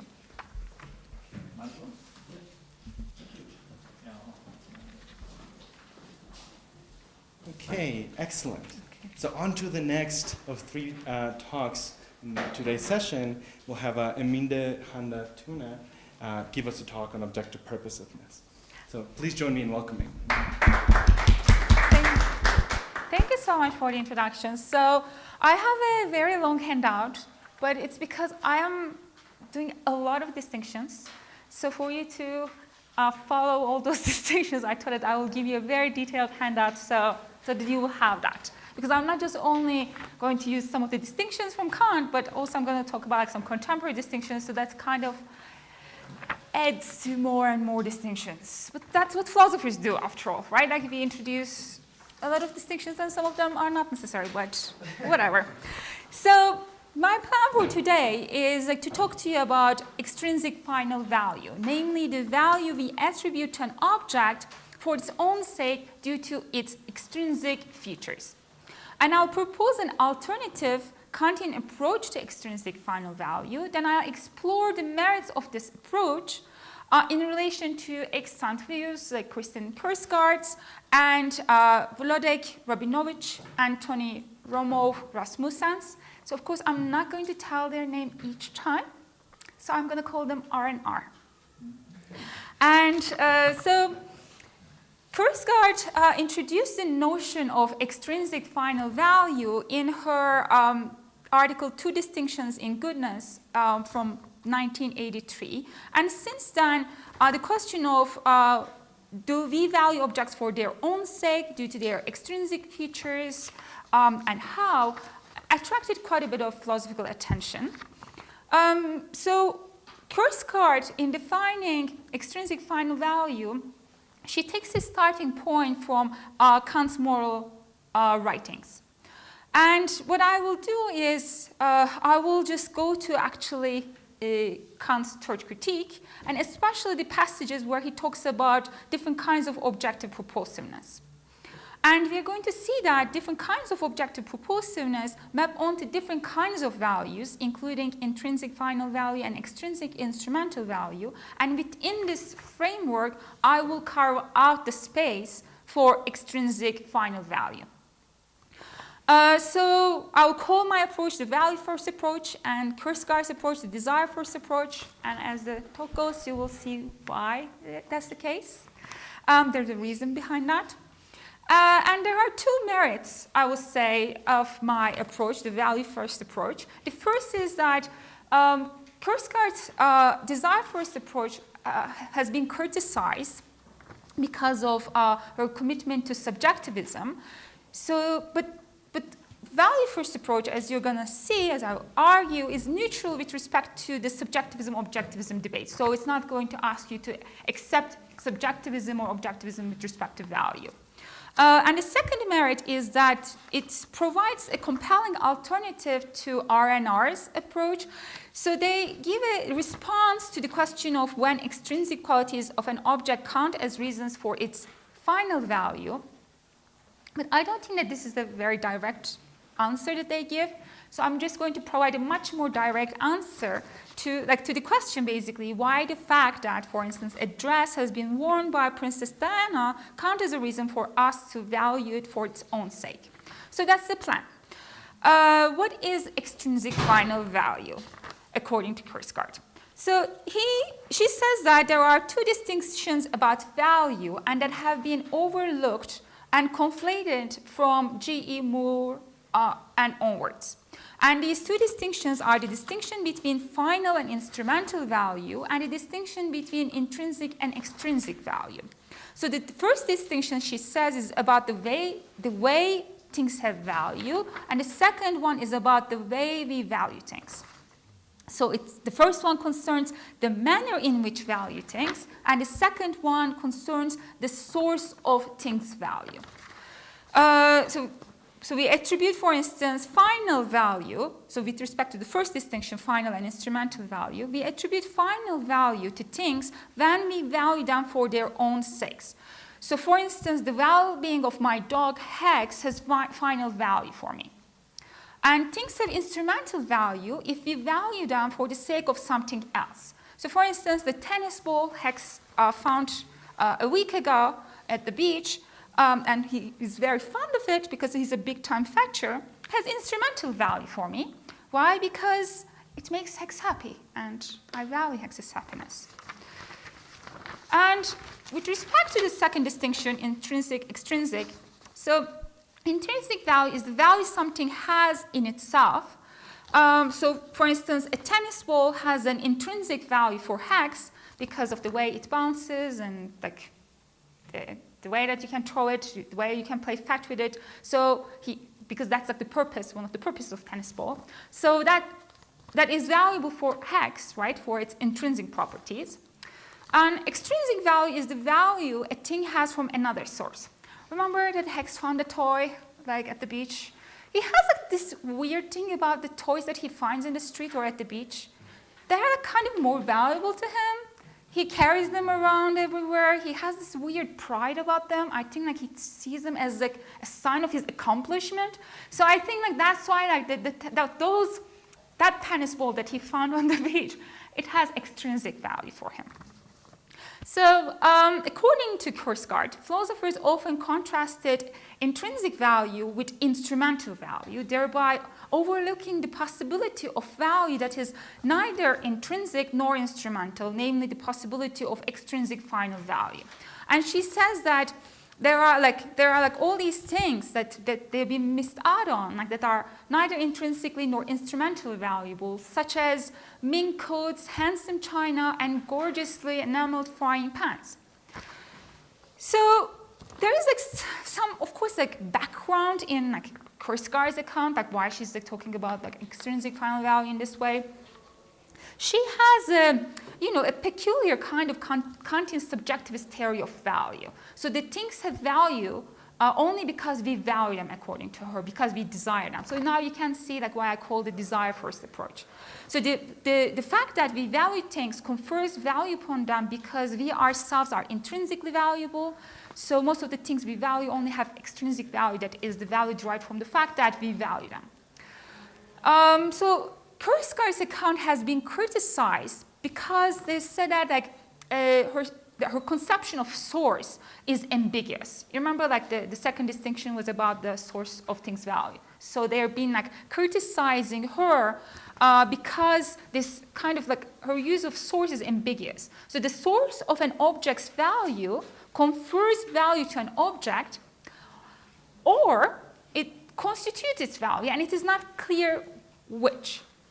And secondly, Korsgaard's account requires you to take sides on the subjectivism-objectivism debate, namely whether value is objective or subjective. Her account can only work if subjectivism is true. And that is kind of too demanding. So how can we redefine intrinsic and extrinsic value and thereby extrinsic final value in more neutral terms without entangling ourselves with this source talk, which turn out to be loaded with presuppositions and vagueness? And there we have the R&R supervenience account. So what they suggest is that the extrinsic-intrinsic value distinction should be about a value supervenience space. So an object has intrinsic value if its value supervenes exclusively on its internal properties. So namely the properties of a tennis ball, right, for hex. He will be valuing it for its intrinsic values. An object has extrinsic value if it supervenes on its extrinsic properties, to the relational features that are external to the bearer of value. So the whole thing about hex being, the ball being a sign of his accomplishments and stuff, that's an extrinsic thing for him. And hex, for the people who just arrived, is my dog, and so I will giving all these examples about his fetching and his fondness of tennis balls, so that I will make you guys kind of get entertained a little bit, because after this many talks, probably you are feeling I want to sleep a little bit or I want to have a drink, but bear with me. So me, and then there's another talk, and then you can have a drink. So extrinsic final value, what is it in this account? They define it as the following: an object being finally valuable amounts to its being valuable for its own sake because of some of its externally relational features. So, okay, why does Princess Diana's dress have extrinsic final value for them? Their answer is Princess Diana's dress has final value partly because Diana wore it. And then they entertain this possible objection.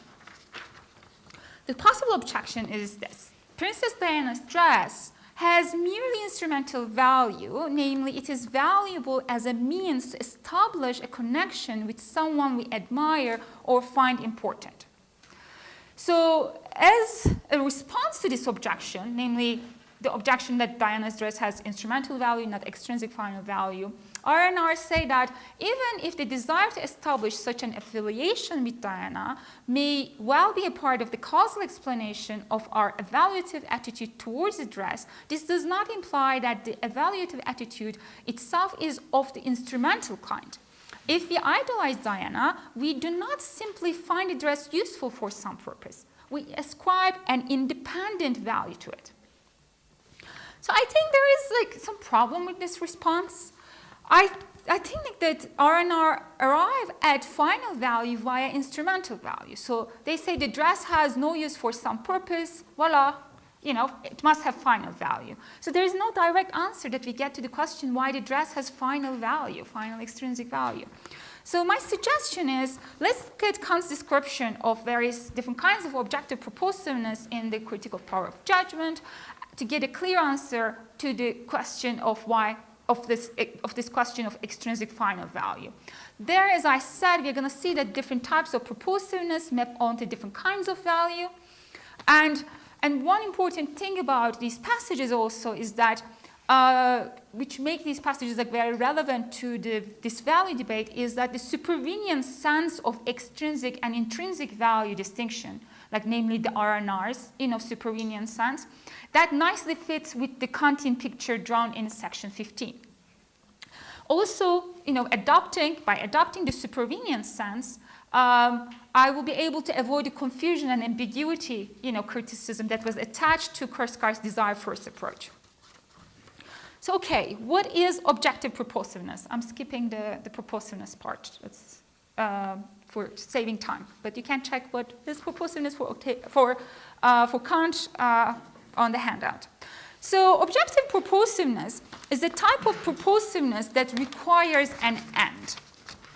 Kant claims that objective purposiveness can be recognized only by means of the relation of the manifold to a determinate end, thus only through a concept. And he divides objective purposiveness into two categories, external and internal, and then further distinguishes two different types of internal objective purposiveness, qualitative and quantitative. So we don't need to worry about the quantitative because it turns out to be an empty conception. And I have like quote where Kant says that. But for the external objective purposiveness and internal qualitative purposiveness, I will claim that that they map on different kinds of values. So the external one is going to map onto the extrinsic instrumental value, and the internal qualitative one is actually intrinsic final value. So when we are judging an object with respect to these different kinds of purposiveness, what we do is we attribute a different kind of perfection, qualitative perfection, or what I call accidental perfection. And in the modern terminology, as I said, like the accidental perfection is extrinsic instrumental value, and the qualitative perfection is intrinsic final value. And so I'm just like making these distinctions, and by virtue of making these distinctions, I'm just going to be able, this is going to inform, a Kantian explanation of extrinsic final value. So first things first, let's start with the external purposiveness, objective purposiveness. That one concerns the utility or the usefulness of an object. And when we judge an object on the basis of, and we judge the object on the basis of a concept concerning the use of the object. But here there is a catch. So the purpose, this purpose that is assigned to the object is not the purpose object ought to serve. But it is just like the concept of what the object happens to be. So for instance, like Kant gives examples of decorating one's clothing with colorful bird feathers, painting oneself with colored soils or juices of plants, makeup, I think he means. And or like here's a contemporary example, an ice cream lid, as being a good frisbee. So for instance, for the ice cream lid to skim, nicely through the air is just not its intended purpose, right? It's not an intrinsic purpose to it, but it is a purpose that it accidentally serves, and it kind of serves very well. So in this sense, the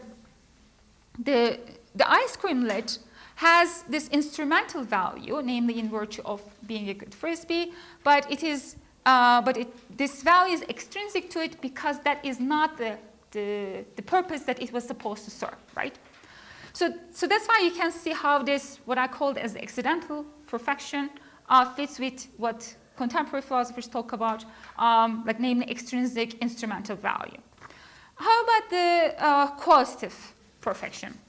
For the qualitative perfection, it is different from the external objective purposiveness, because here the concept according to which we judge the object is the concept of what the object ought to be. And this is like basically a kind concept, such as the concept of a paper cutter, a dress, or a dog. And there are two things about this concept. So first of all, the kind concept allows us to identify the intrinsic internal properties of the object supposed to have, and the intrinsic and internal purposes it is supposed to serve.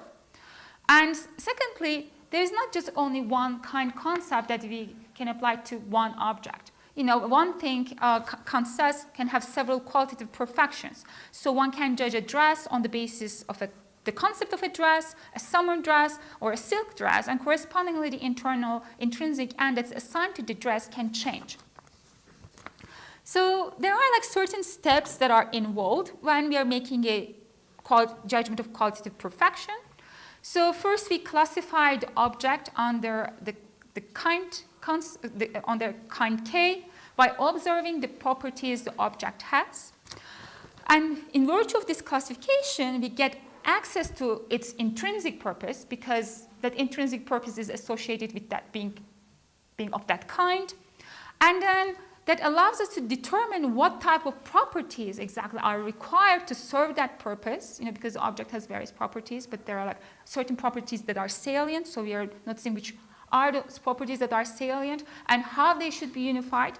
And this allows us to set expectations. So what are the things for an object being a good of its kind, of that kind, should exhibit, what type of properties they should have, what type of functions that it should serve. So we set up these expectations for it to be a good of its kind. And then lastly, we check whether or not the object meets these expectations by comparing our representation of the object to all the other representations that are associated with that kind K.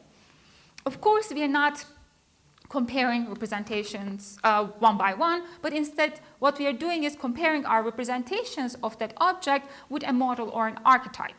And this model is kind of tantamount to having an average idea of an organization of multiple properties that is formed through various encounters with objects we place under the same kind concept. So for instance, you have like the kind concept of Aussies, Australian Shepherds, like on the basis of all encounters with Australian Shepherds, you just like formed like a kind of an average idea of an Australian Shepherd. Same with vacuum cleaners, all of them. So this is the kind of the archetype or the model according to which we judge. And so when I claim, for instance, this is a perfect or this is a good vacuum cleaner, what I do is to compare this vacuum cleaner with the idea of a general vacuum cleaner I have in mind. And the same goes with the Aussie. So why qualitative perfection, I think, is actually equivalent to what people talk about like as intrinsic final value. First of all, the properties that their value, like namely the things that we attribute intrinsic final value to, the properties that their value supervene on are internal to these objects, right? And the end according to which we judge these objects are their own end, not some other end, as in the case of external one. And the satisfaction we feel is not mediated, unlike in the case of external objective purposiveness. They're like, it's not like we have satisfaction in the ice cream lid itself, but our satisfaction is in playing the game, frisbee, right? So, but in the case of qualitative perfection, our satisfaction is immediate. It is in the object. So that's why I think that the qualitative perfection is intrinsic final value. So where does extrinsic final value fit within this picture? Sorry. I realize that I have some time, so I'm like, okay, I can have a sip of water. Okay, so Korsgaard's examples of extrinsic final value, like min codes, turn out to have actually intrinsic final value, not extrinsic final value in this picture that I depicted. So the qualities for which one might value the mean codes, right? Their softness, them being a symbol of social status, etc. And you can see like this paper is written in 80s. Like if someone was writing a paper and talking about mean codes being valuable, intrinsically, we would be like, like they will be totally canceled. So, so the qualities, like, so these qualities, right, their softness, them being a symbol of social studies, etc., they are not perhaps intrinsic if the concept we presuppose while making our judgment of perfection is the concept of a code, right? But they are intrinsic qualities if the concept we use is the concept of a mean code. So that's why I don't think that the mean codes like has extrinsic final value. But Diana's dress is different.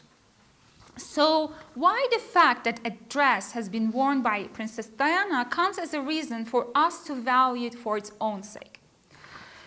So I think that whether Diana's dress has extrinsic final value depends on what kind of a dress this is.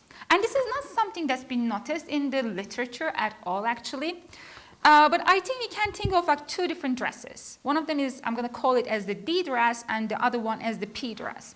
So the D dress is the dress worn by Diana that was exclusively designed for her to wear. And I think that having worn by Diana, you know, is not extrinsic, but an intrinsic property of that dress, namely the D dress, because it was designed for her, right? It had that purpose, like for her to wear it. But there is the other dress, the P dress, I call it. So this dress is worn by Diana, but it was picked from a pile of bunch of dresses, right? It was not designed with Diana in mind. So the P dress, I will claim, has extrinsic final value. So when valued as Diana's dress, the P dress is no longer valued as a dress that fits under the concept of dressness. The P dress, after having been worn by Diana, is somewhat transformed. So it's no longer a particular that fits under a universal, or it's not a token of a type, but it becomes a singular. It's a singleton. So it has final value because it is valued as a singular object for its own sake, for its uniqueness, and with no reference to any other purpose. So, and it has extrinsic value because being worn by Diana was never its purpose. So just like colorful bird feathers or the ice cream lid discussed, I mentioned earlier, its value-making properties are extrinsic to it. And also, it does not have instrumental value because in virtue of being singled out, it ceases to have any associations with other purposes for which it can serve as means. So why call this approach the value-first approach? So my alternative Kantian model does not construe ends as the desired ends of objects in the way Korsgaard does.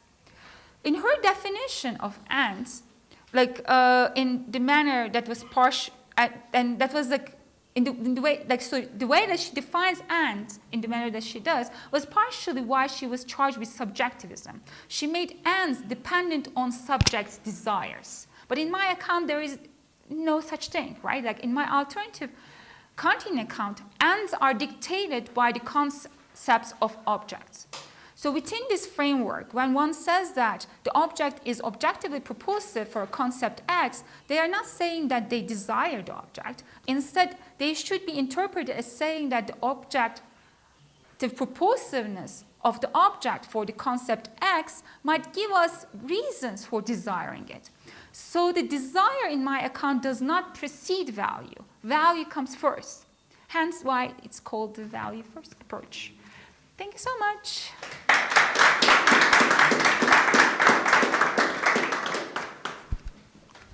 Thanks so much for that excellent talk. Okay, we got some time for questions. Let's start over here. Oh, thank you. That was super interesting. I was just wondering, though, the step 5 on page 5, where you're checking, one is checking a particular O against expectations.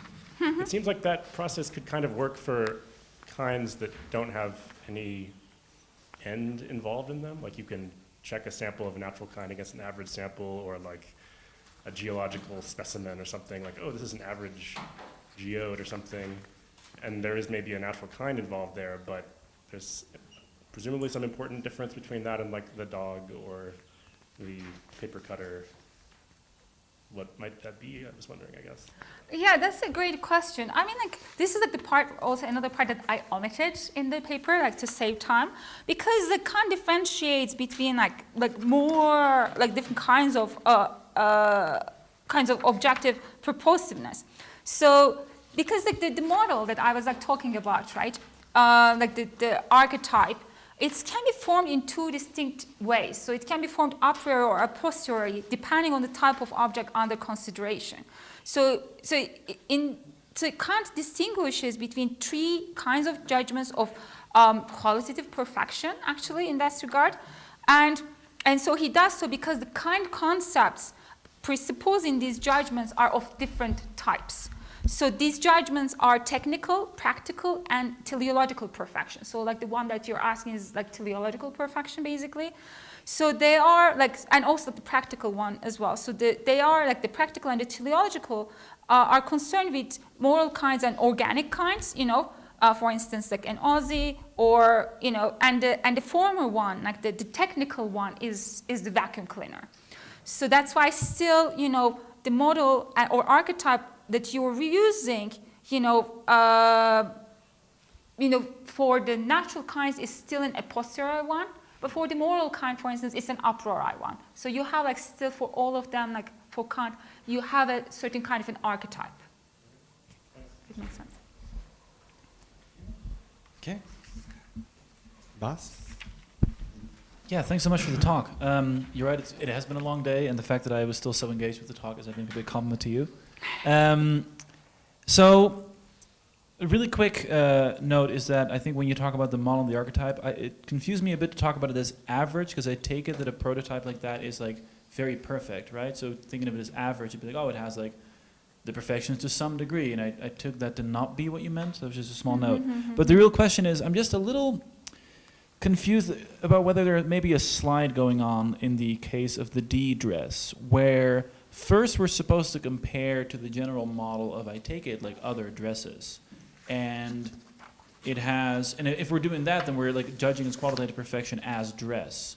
But only one dress, or maybe some dresses, but most dresses aren't, don't have the intrinsic property of being designed for Princess Diana. So now we're comparing the class of dresses designed for Princess Diana, and then to say it's qualitatively perfect, like saying it's a really good dress qua being designed for Princess Diana compared to the other ones, which is not, I think, what we're trying to say. We're trying to say, no, compared to the other dresses, it has a unique value coming from its having been worn by Princess Diana. So I just worry there that it's like very easy to shift around the comparison class and get like different kinds of judgments. And just wanted to invite you to say a little bit more about that. Yeah, exactly. Like, so I will start with the last question and then go to the first one. Remember, like I was saying that there, like for Kant, there are different kind concepts that we can use when we are judging like something's perfection. So I'm completely fine with it, right? Like because you can judge that dress, the D dress, using the concept of a dress, right? Or you can judge the dress as like with the concept of the dress is worn by Diana, right? So still I think like there, like because you have a comparison class, right? In the other case, like I feel like the reason why it has extrinsic final value is because it doesn't have that comparison class. Does it make sense? So because yes. Like for the remember, like I forgot to mention it, but like the reason why I was like stressing on the archetype for the intrinsic final value is because we judge that type of value with respect to an archetype. But the extrinsic final value, we don't have that archetype because it's a singleton. It's a single object. Does it make sense? That does make, if I can give a really quick response, my worry would be that the only reason we value it at all is just because, for its membership of the comparison class at all. So it's not like, we judge it to be a super excellent case of a dress for Diana. We judge, it's a dress for Diana. And then the word would be, all dresses that fall into that class have that value property. So it's not about their perfection qua Diana dress, which it sounds like would still have to be the comparison class. It isn't better than the other Diana dresses, but the fact that they are Diana dresses at all makes them valuable here. Yeah, I mean, like, it could be just like then if you do that, I think that is like still possible, because like I'm thinking like the way in which like we single it out could be again, it's designed for Diana, but she wore it at this special occasion. I don't know, like the revenge dress or something. Maybe it was designed for her, but valued as such. And another thing is, I think like even like with these singled out dresses, I was thinking about the, you know, the Marilyn Monroe dress. You know, like the one that she wore like for like singing Kennedy the Happy Birthday song. So you can value the dress, like it has an extrinsic final value, right? But then it was worn by Kim Kardashian, and if you're a hater, then that might lead to, you know, you disvaluing the dress, right? But that dress is still like, it loses its extrinsic, like some of its extrinsic final value. Maybe you just like say it is less valuable because of that extrinsic connection, do you see? But it is the same dress though. It's just like from Kant's perspective, I think it's just like depends on which concept that you use, right? I think that makes the difference.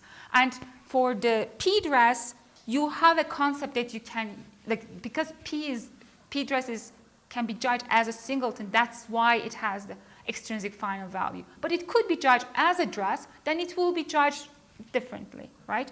And for the average perfect thing, like, yeah, like Kant talks about this averageness in that way, you know, like the archetype, the model. Like, for instance, like in the section 17 of the Critical Power of Judgment, he talks about the judging like human beings, you know, their beautiful form. There, like he talks about the normal aesthetic idea and the rational idea. So that again, like for only human beings, we have an ideal beauty, you know, because and the reason is like that kind of, it's again the averageness. But Rachel Zuckert has a very interesting paper where she talks about, like, because this sounds kind of a boring beauty, you know, she talks about, you know, like certain kind of deviations from that can still be like more beautiful, like, I don't know, like Cindy Crawford for her, like having the beauty mark, you know, and stuff like that. So I think there are like some room, like to talk about like different kinds of perfection or different kinds of values, right? But it is still, for Kant, archetype is just like an average, basically. So my question is, and part of this is by some of these examples, like the handsome china and the gorgeously enameled frying pans. Mm-hmm. And as I know you know, there is an extensive debate about the value of art.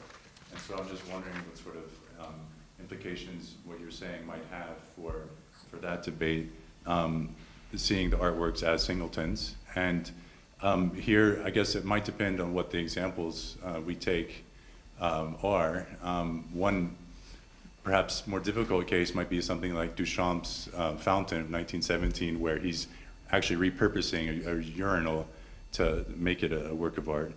And I'm just wondering also, how close this might be to Kant's own account. At this point, it seems like at that point you might, of course, be going beyond Kant, which is okay, but that's basically my question. Yeah, great question. So for the one of my problems, I think, with the Korsgaard account is when she talks about, I think, like the things that are extrinsically final valuable, like the Minkon's handsome china, all of these things. I think she's talking about their aesthetic value, and the aesthetic value is not extrinsic final value. That's, I think, intrinsic value. You see, so that's why I think, like, because for Kant, I mean, like, I have a paper where I say that, you know, it's possible to make pure judgments of taste regarding certain artworks, like works of genius. But in general, for artworks, what we make is dependent judgments of taste. And a dependent judgment of taste is kind of like either combination or integration of a pure judgment of taste, which you judge without pertaining to the concept of the object, right? Or any other concept. And the other one is judgment of perfection, which is the qualitative perfection, right? Which I now identified as like intrinsic final value. So the artworks does not need to be like singletons, like to be judged as perfect. There, I think like we use a comparison clause. Like there is an archetype, and the Kant talks about like different examples, but I take it to be which kind of I think fits with the Kantian framework. I take it to be like the concepts of like the kind concepts that we use are concepts of genres, subgenres, movements, and so on. So when we are judging an artwork, we are judging it to be a good example of like abstract expressionism or like a Dadaism, or or being a good example of found art, as in the case of Duchamp.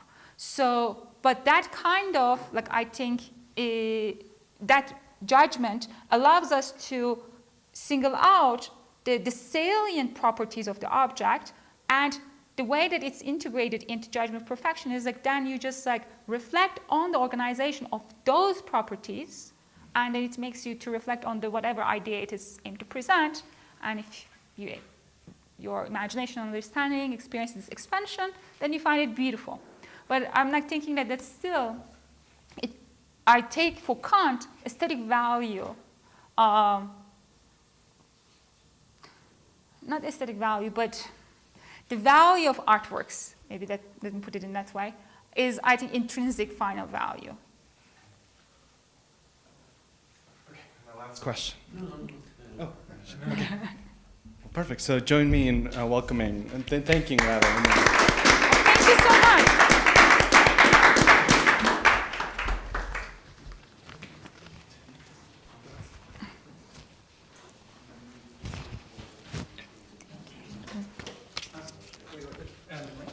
Oh, sorry, I forgot about it. Yes, yes. ¿Micrófono? Perfecto. ¿Y presentaciones están aquí? ¿Qué son tuyas? Si yo... Sí, están acá.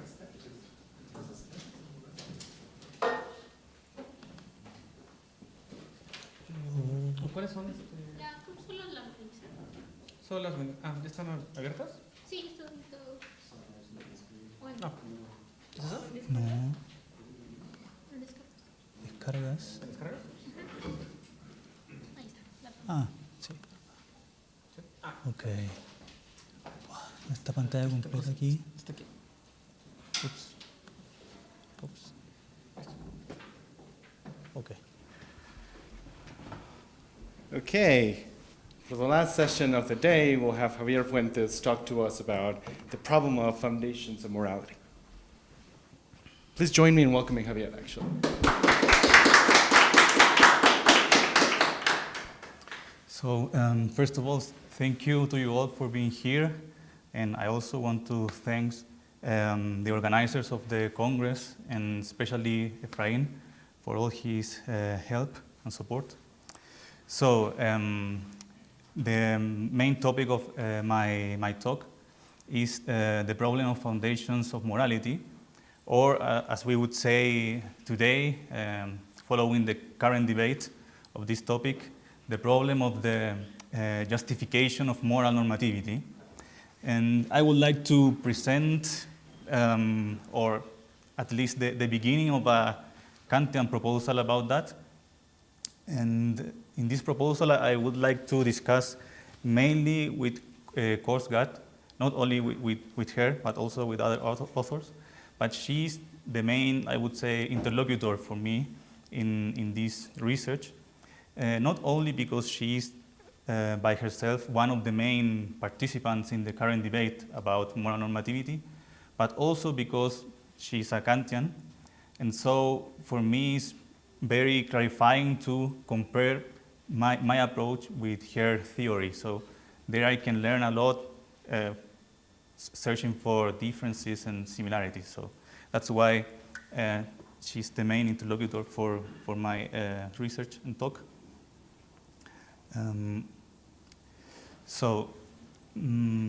First of all, I would like to read these quotes. The first one is by Kant from the First Critique. He says, the answer for a problem must arise from the same sources from which the question arises. And also Korsgaard in The Sources of Normativity says, a clear statement of the problem is also a statement of the solution. So these two ideas that for me look the same or similar are a guiding thread for me in this research, because at the beginning of it, I would like to find a good formulation of the problem, just because what they say here. Because the problem, maybe what Korsgaard says is too much or too radical, but at least I think that the problem contains some presuppositions that at least guide the solution that we can give. So if we are not satisfied with some solution, one way of finding a better one could be finding a better formulation of the problem. So that will be the guiding thread that I will follow in my talk. And these are the main points that I would like to address. And all relate to, more or less, to this idea that the problem, or in some cases, some things related to the problem, shows us already like where the solution is aiming.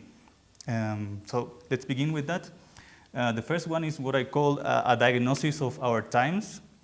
And that's not by Korsgaard, but by other authors. And here I'm thinking, for example, in Peter Stema or Ernst Tugendhat. And when we read their books about this topic, about the foundations of normativity, we find, one could say, before the posing of the problem, or maybe within the posing of the problem, that's not so clear. But here I would assume that it's part of the problem in a wide sense, so to speak. So there we find this diagnosis of our times, or at least one diagnosis. And they give some examples.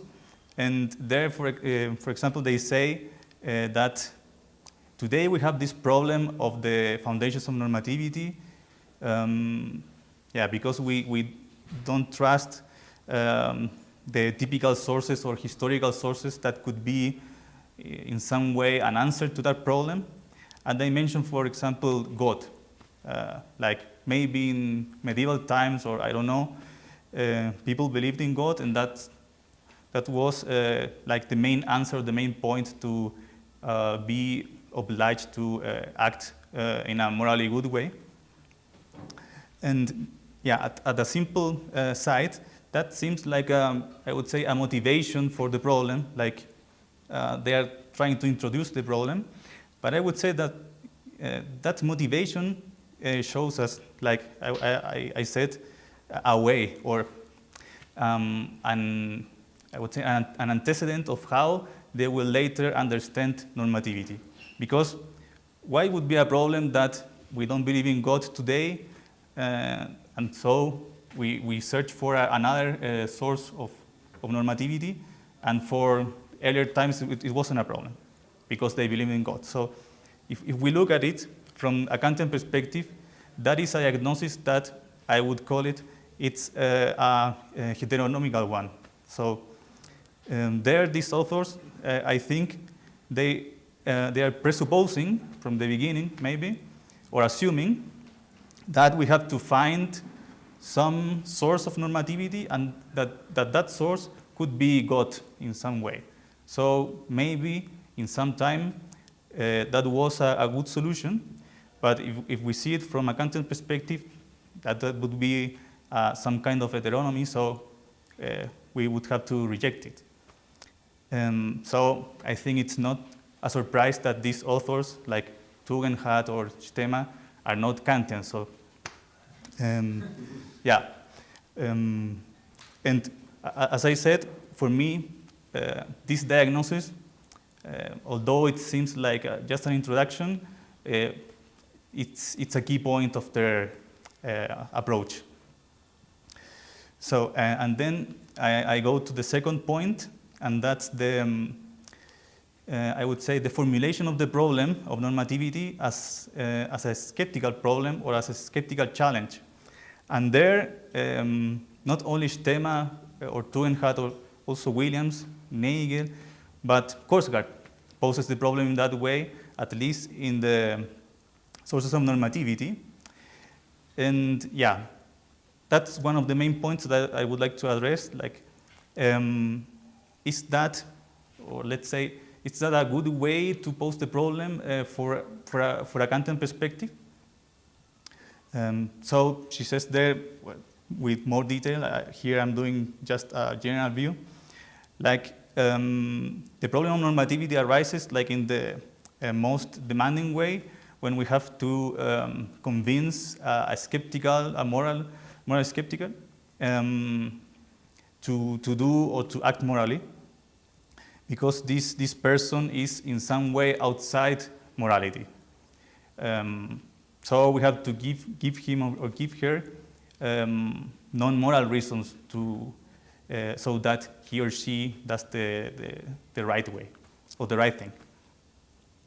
And so, yeah, and as I said, Korsgaard also follows this way of formulating the problem, and I would say that's reasonable because that's the standard way, or the standard way that the authors from the current debate follow when they want to approach this topic. But again, from a Kantian perspective, or even in general, it's good to take a pause and look better at the presuppositions that a skeptical problem or skeptical challenge has. So, in order to look at that, I would like to refer to a critique that Korsgaard makes to Williams in his book Ethics and Moral Philosophy. There he says, or he analyzes not the typical question or the more general question that other authors analyze, and that's the question, or the Socratic question, as he says, how do we have to live, so to speak? And that's not the question, why should we be moral? Like, that's the question for Korsgaard and for other authors.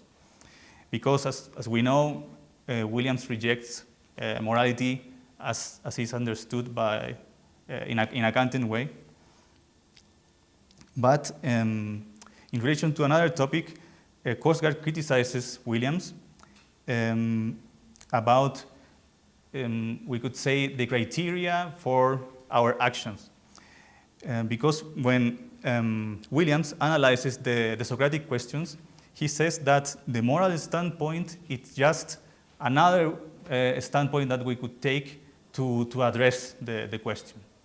So their morality stands at the same level as other standpoints, maybe, I don't know, an instrumental standpoint, an economical standpoint, and so on. And yeah, when we see that, within each standpoint, there is no problem. But as Korsgaard says, it could be a problem if we have like a conflict between these standpoints. And so the question would be, how do we decide when that happens? So there, Korsgaard criticizes this view that she calls a material view of morality, or a substantive understanding of morality. Like, morality has a content, and this content could be incoherent with another ones. So there she proposes to understand morality in a formal way. And I think that with that she means that morality is a criterion to, let's say, to make a hierarchy between the different standpoints in each action. So there, morality cannot be understood as substantive or as material, but as formal, as Korsgaard said. But when we see it that way, and here I come back to the formulation of the problem in Korsgaard, taking her own critique to Williams, then morality would be, from a Kantian perspective, like like not this material super standpoint, but this formal standpoint that help us to categorize or organize the other standpoints. So in this formal way, we could say that morality is an all-encompassing standpoint, but not in a material or substantive understanding. But if that is so, then as Kant thinks, I suppose, we cannot be outside morality, because then we could repeat like this problem, what would happen if there is a conflict between this other standpoint and the other one. So we need like a final criterion, and that would be morality. So if that makes sense, I would say that the main opponent or the main challenge for us in this question about normativity wouldn't be a skeptic, but I would say ourselves. Like, we want to understand why we act in a moral way, but that's from within this moral standpoint. Because if, as I said, if that's right, what Korsgaard said, and also I think Kant, we cannot be outside this moral standpoint when we understand it in this formal way. So in that case, for me, the problem of the foundations of normativity wouldn't be like this justification against a skeptic, but it would be rather like a problem of self-understanding of ourselves. What means to us to be moral? I think that what Korsgaard says in the sources of normativity is very, I would say, for me, I find it right, but the formulation of the problem, yeah, sometimes I think maybe we can formulate that in a more, or in a better way, as far as I think. So, and then I come to the third point, the opponents of a theory. Maybe that's not so interesting as the second one, but it's also part of this formulation of a problem, I would say, because when we see, once again, the sources of normativity, there are many opponents, but like at the beginning of that discussion, Korsgaard speaks about the realist and the voluntarist. And we could say maybe in relation to another authors, we could add, or maybe we can take another point of view. We can mention internalists and externalists. So there is like these dichotomies of opponents. But when we go to what Kant does, yeah, he's in this case more radical, I would say, than the people from the current debate, because as you remember from the final section, or the final part of the second section of the groundwork, or this table about the determining grounds in the second critique, he is against everyone. So, and the point is, I would say, more or less what we discussed about Korsgaard against Williams. Like, the point is not like external against internal grounds, or voluntarist and realist, but these formal grounds or formal reasons and the material ones. So, and what lies behind that? I would say that, as Kant says at the end of the second part of the second section of the groundwork, the point is that when we adopt the standpoint of autonomy, then practical reason has to be, we would say, the criterion of moral action. So we cannot identify or subordinate practical reason to other criterion or source, even if that source is an internal one, like, for example, feeling or some idea that we can have, like perfection. So those are also opponents of Kant in this formulation. So I would say that, yeah, when we when we think that our opponents are, I don't know, internalists, externalists, and so on, or maybe voluntarist and realist, we are taking another standpoint or a different standpoint from the one of Kant, like the standpoint of autonomy. So maybe that also could be a critique against the formulation of Korsgaard in this case. And finally, I would like to talk about explanation and justification.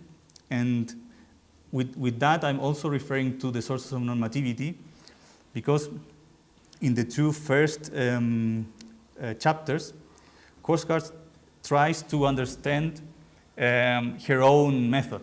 Like, what is she doing when she's arguing about the sources of normativity?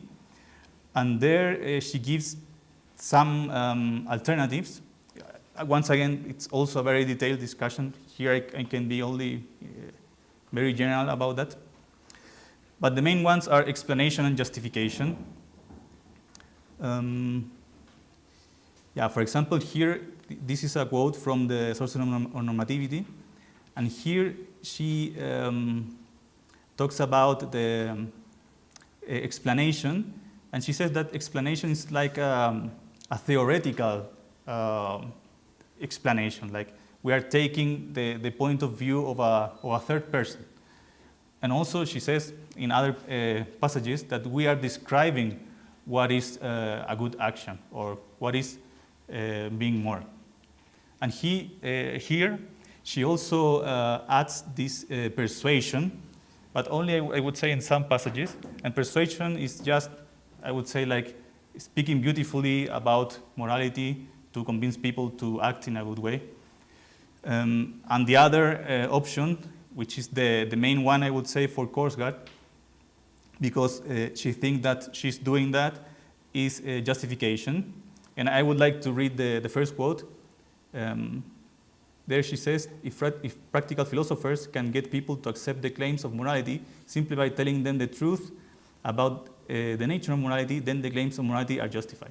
So she describes in different ways what justification is, but here remains, I would say, like this idea that we have to convince someone, and as we talked already, this someone in the more challenging case is the skeptic. So I would say there, in this notion of justification remains like this, in a certain way, heteronomical understanding or material understanding of morality. But a bit later in the same book, in the Sources of Normativity, Korsgaard says something very, very interesting about justification, or about what she's doing, this test of reflective endorsement. There she says that it is a test used by actual moral agents to establish the normativity of all their particular motives and inclinations. And this statement is, I would say, a key one. She says, so the reflective endorsement test is not merely a way of justifying morality. It is morality itself. So there she accepts that she's not doing just this justification. It's something more. That's very interesting. And this last statement, it is morality itself, we can interpret that maybe in different ways, but for me, that's a hint or maybe an appeal to this idea that when we are justifying morality, or maybe when we are asking about the foundations of morality, we are doing rather this kind of self-understanding of what means to us to act in a morally good way. And to end my talk, I would like to read this reflection from Kant that I think that goes in this way, or at least that's my interpretation, my way of reading that. So he says, the method of morality must not be conducted in such a way that it starts from the first principium of freedom or from the simplest concepts, nor from individual experiences, but from a certain center of the general laws that we observe in concrete. So once again, we can interpret that in different ways, but for me, the main main word here is this certain center. So I would say that, as Kant says here, this method of morality must begin from a certain point inside morality. Like, what could it be? I would say that we have different options, even in Kant himself. For example, in the first section of the groundwork, that center would be the goodwill. Maybe in the second section, that would be the notion of imperative.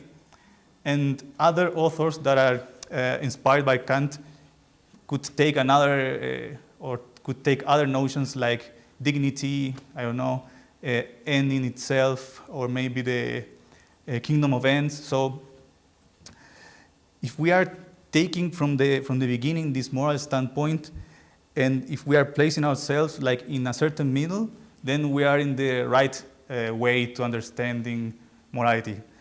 At least that's what I see in what Kant does, and also I would say what Korsgaard does. But as I said at the beginning, maybe another way of posing the problem would be better. So that's my talk, and thank you once again.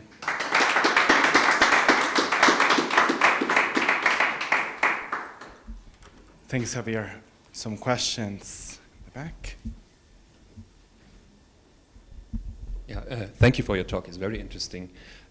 I wanted to make a suggestion, and I was wondering whether you are amenable to that suggestion. So the suggestion that runs along the lines of people misunderstanding themselves.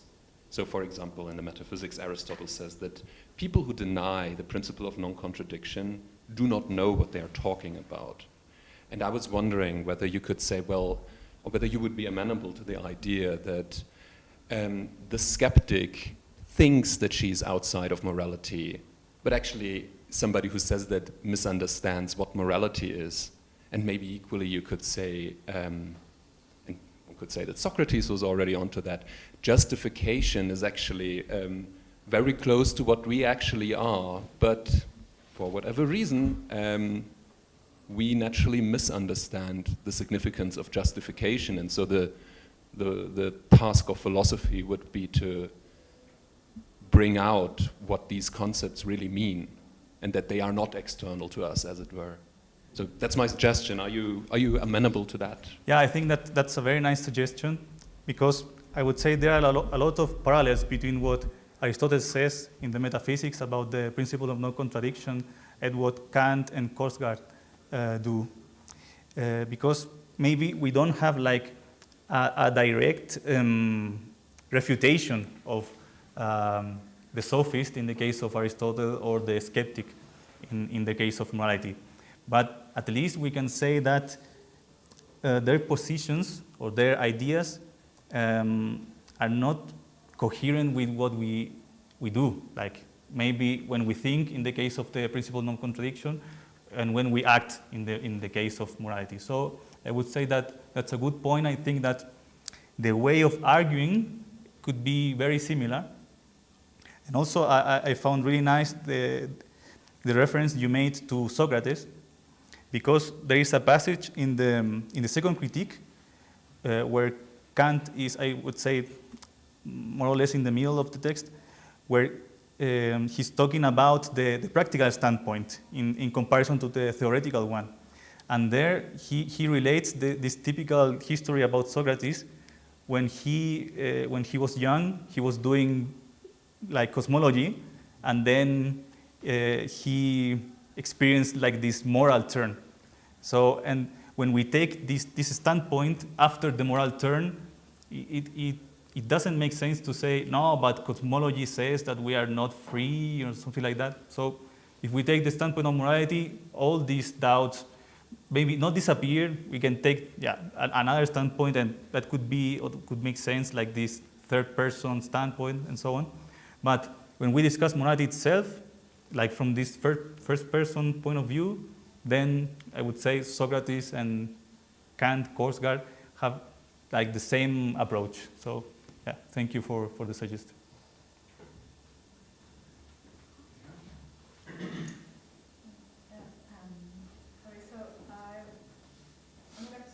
Something about a theme that you and I have earlier discussed in other spaces, but you part of your talk was to share with us that you think that the sources of normativity has to do with knowing ourselves as moral, and I was just wondering if you would add knowing ourselves as morally flawed, in the sense of our frailty, as Bas explained earlier, is what makes sense of this normativity. And I was wondering, just for example, no, in this quote, it's not that we observe general laws in concreto, but I see myself failing in what I reflect upon these general laws. No, it's when Kant compares between this perfect will that we do not possess and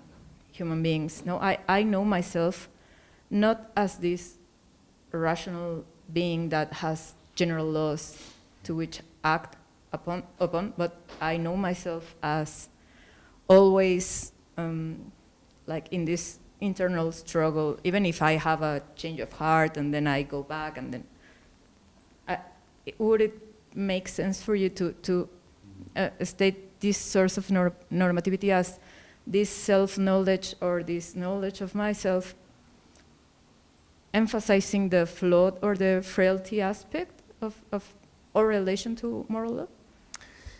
Yeah, I would agree with that. Yeah, maybe that's not so explicit in the sources of normativity, but in the later text of Korsgaard, there we can see the point that you are mentioning. Like we begin with this, I would say, finitude that we experience when we try to do the right thing. So we fail, and then we start to question ourselves. So, and also I would say that Kant in the groundwork, yeah, maybe that's not so explicit, but the goodwill is also a finite goodwill. It's not like this divine will that he mentions later. So I would say the finitude is in the whole book. And yeah, to be more constructive, like my own opinion, I would say that the problem of normativity arises like in a more challenging way when we fail. So when we do the wrong things, so we start to question ourselves what would be the better way of doing those things. So yeah, I think that's a very important point for my research. Thank you. Sure. Yeah, I don't know this material that well. I very much enjoyed the talk. Thank you. And I wonder if you could say more about what is involved in reflexive endorsement, and maybe how intellectual or intellectualist might it be, right? Is it a type of reflection where you're led to say, well, what, to ask the theoretical question, what is morality? So is it a theoretical reflection? I know, for example, Solomon Maimon, one of his practical works, I just realized this, he quoted pages upon pages from Kant's groundwork, where he discussed the goodwill as the most evidently good thing that we have, and replaced every instance with a goodwill with striving for cognition of the truth. So I take it to be his opinion that striving for cognition of the truth was the a priori sort of condition even of morality. How close is this notion to that? That's my question. Okay, thank you. So the reflective endorsement is the main theory of Korsgaard in the sources of normativity. So I could make maybe or point out some main points about it, and what I find interesting about it. The first point I would say is that it's not a theoretical reflection. Korsgaard stresses along the book that she's doing rather a practical reflection, or we can say a deliberation, like in an Aristotelian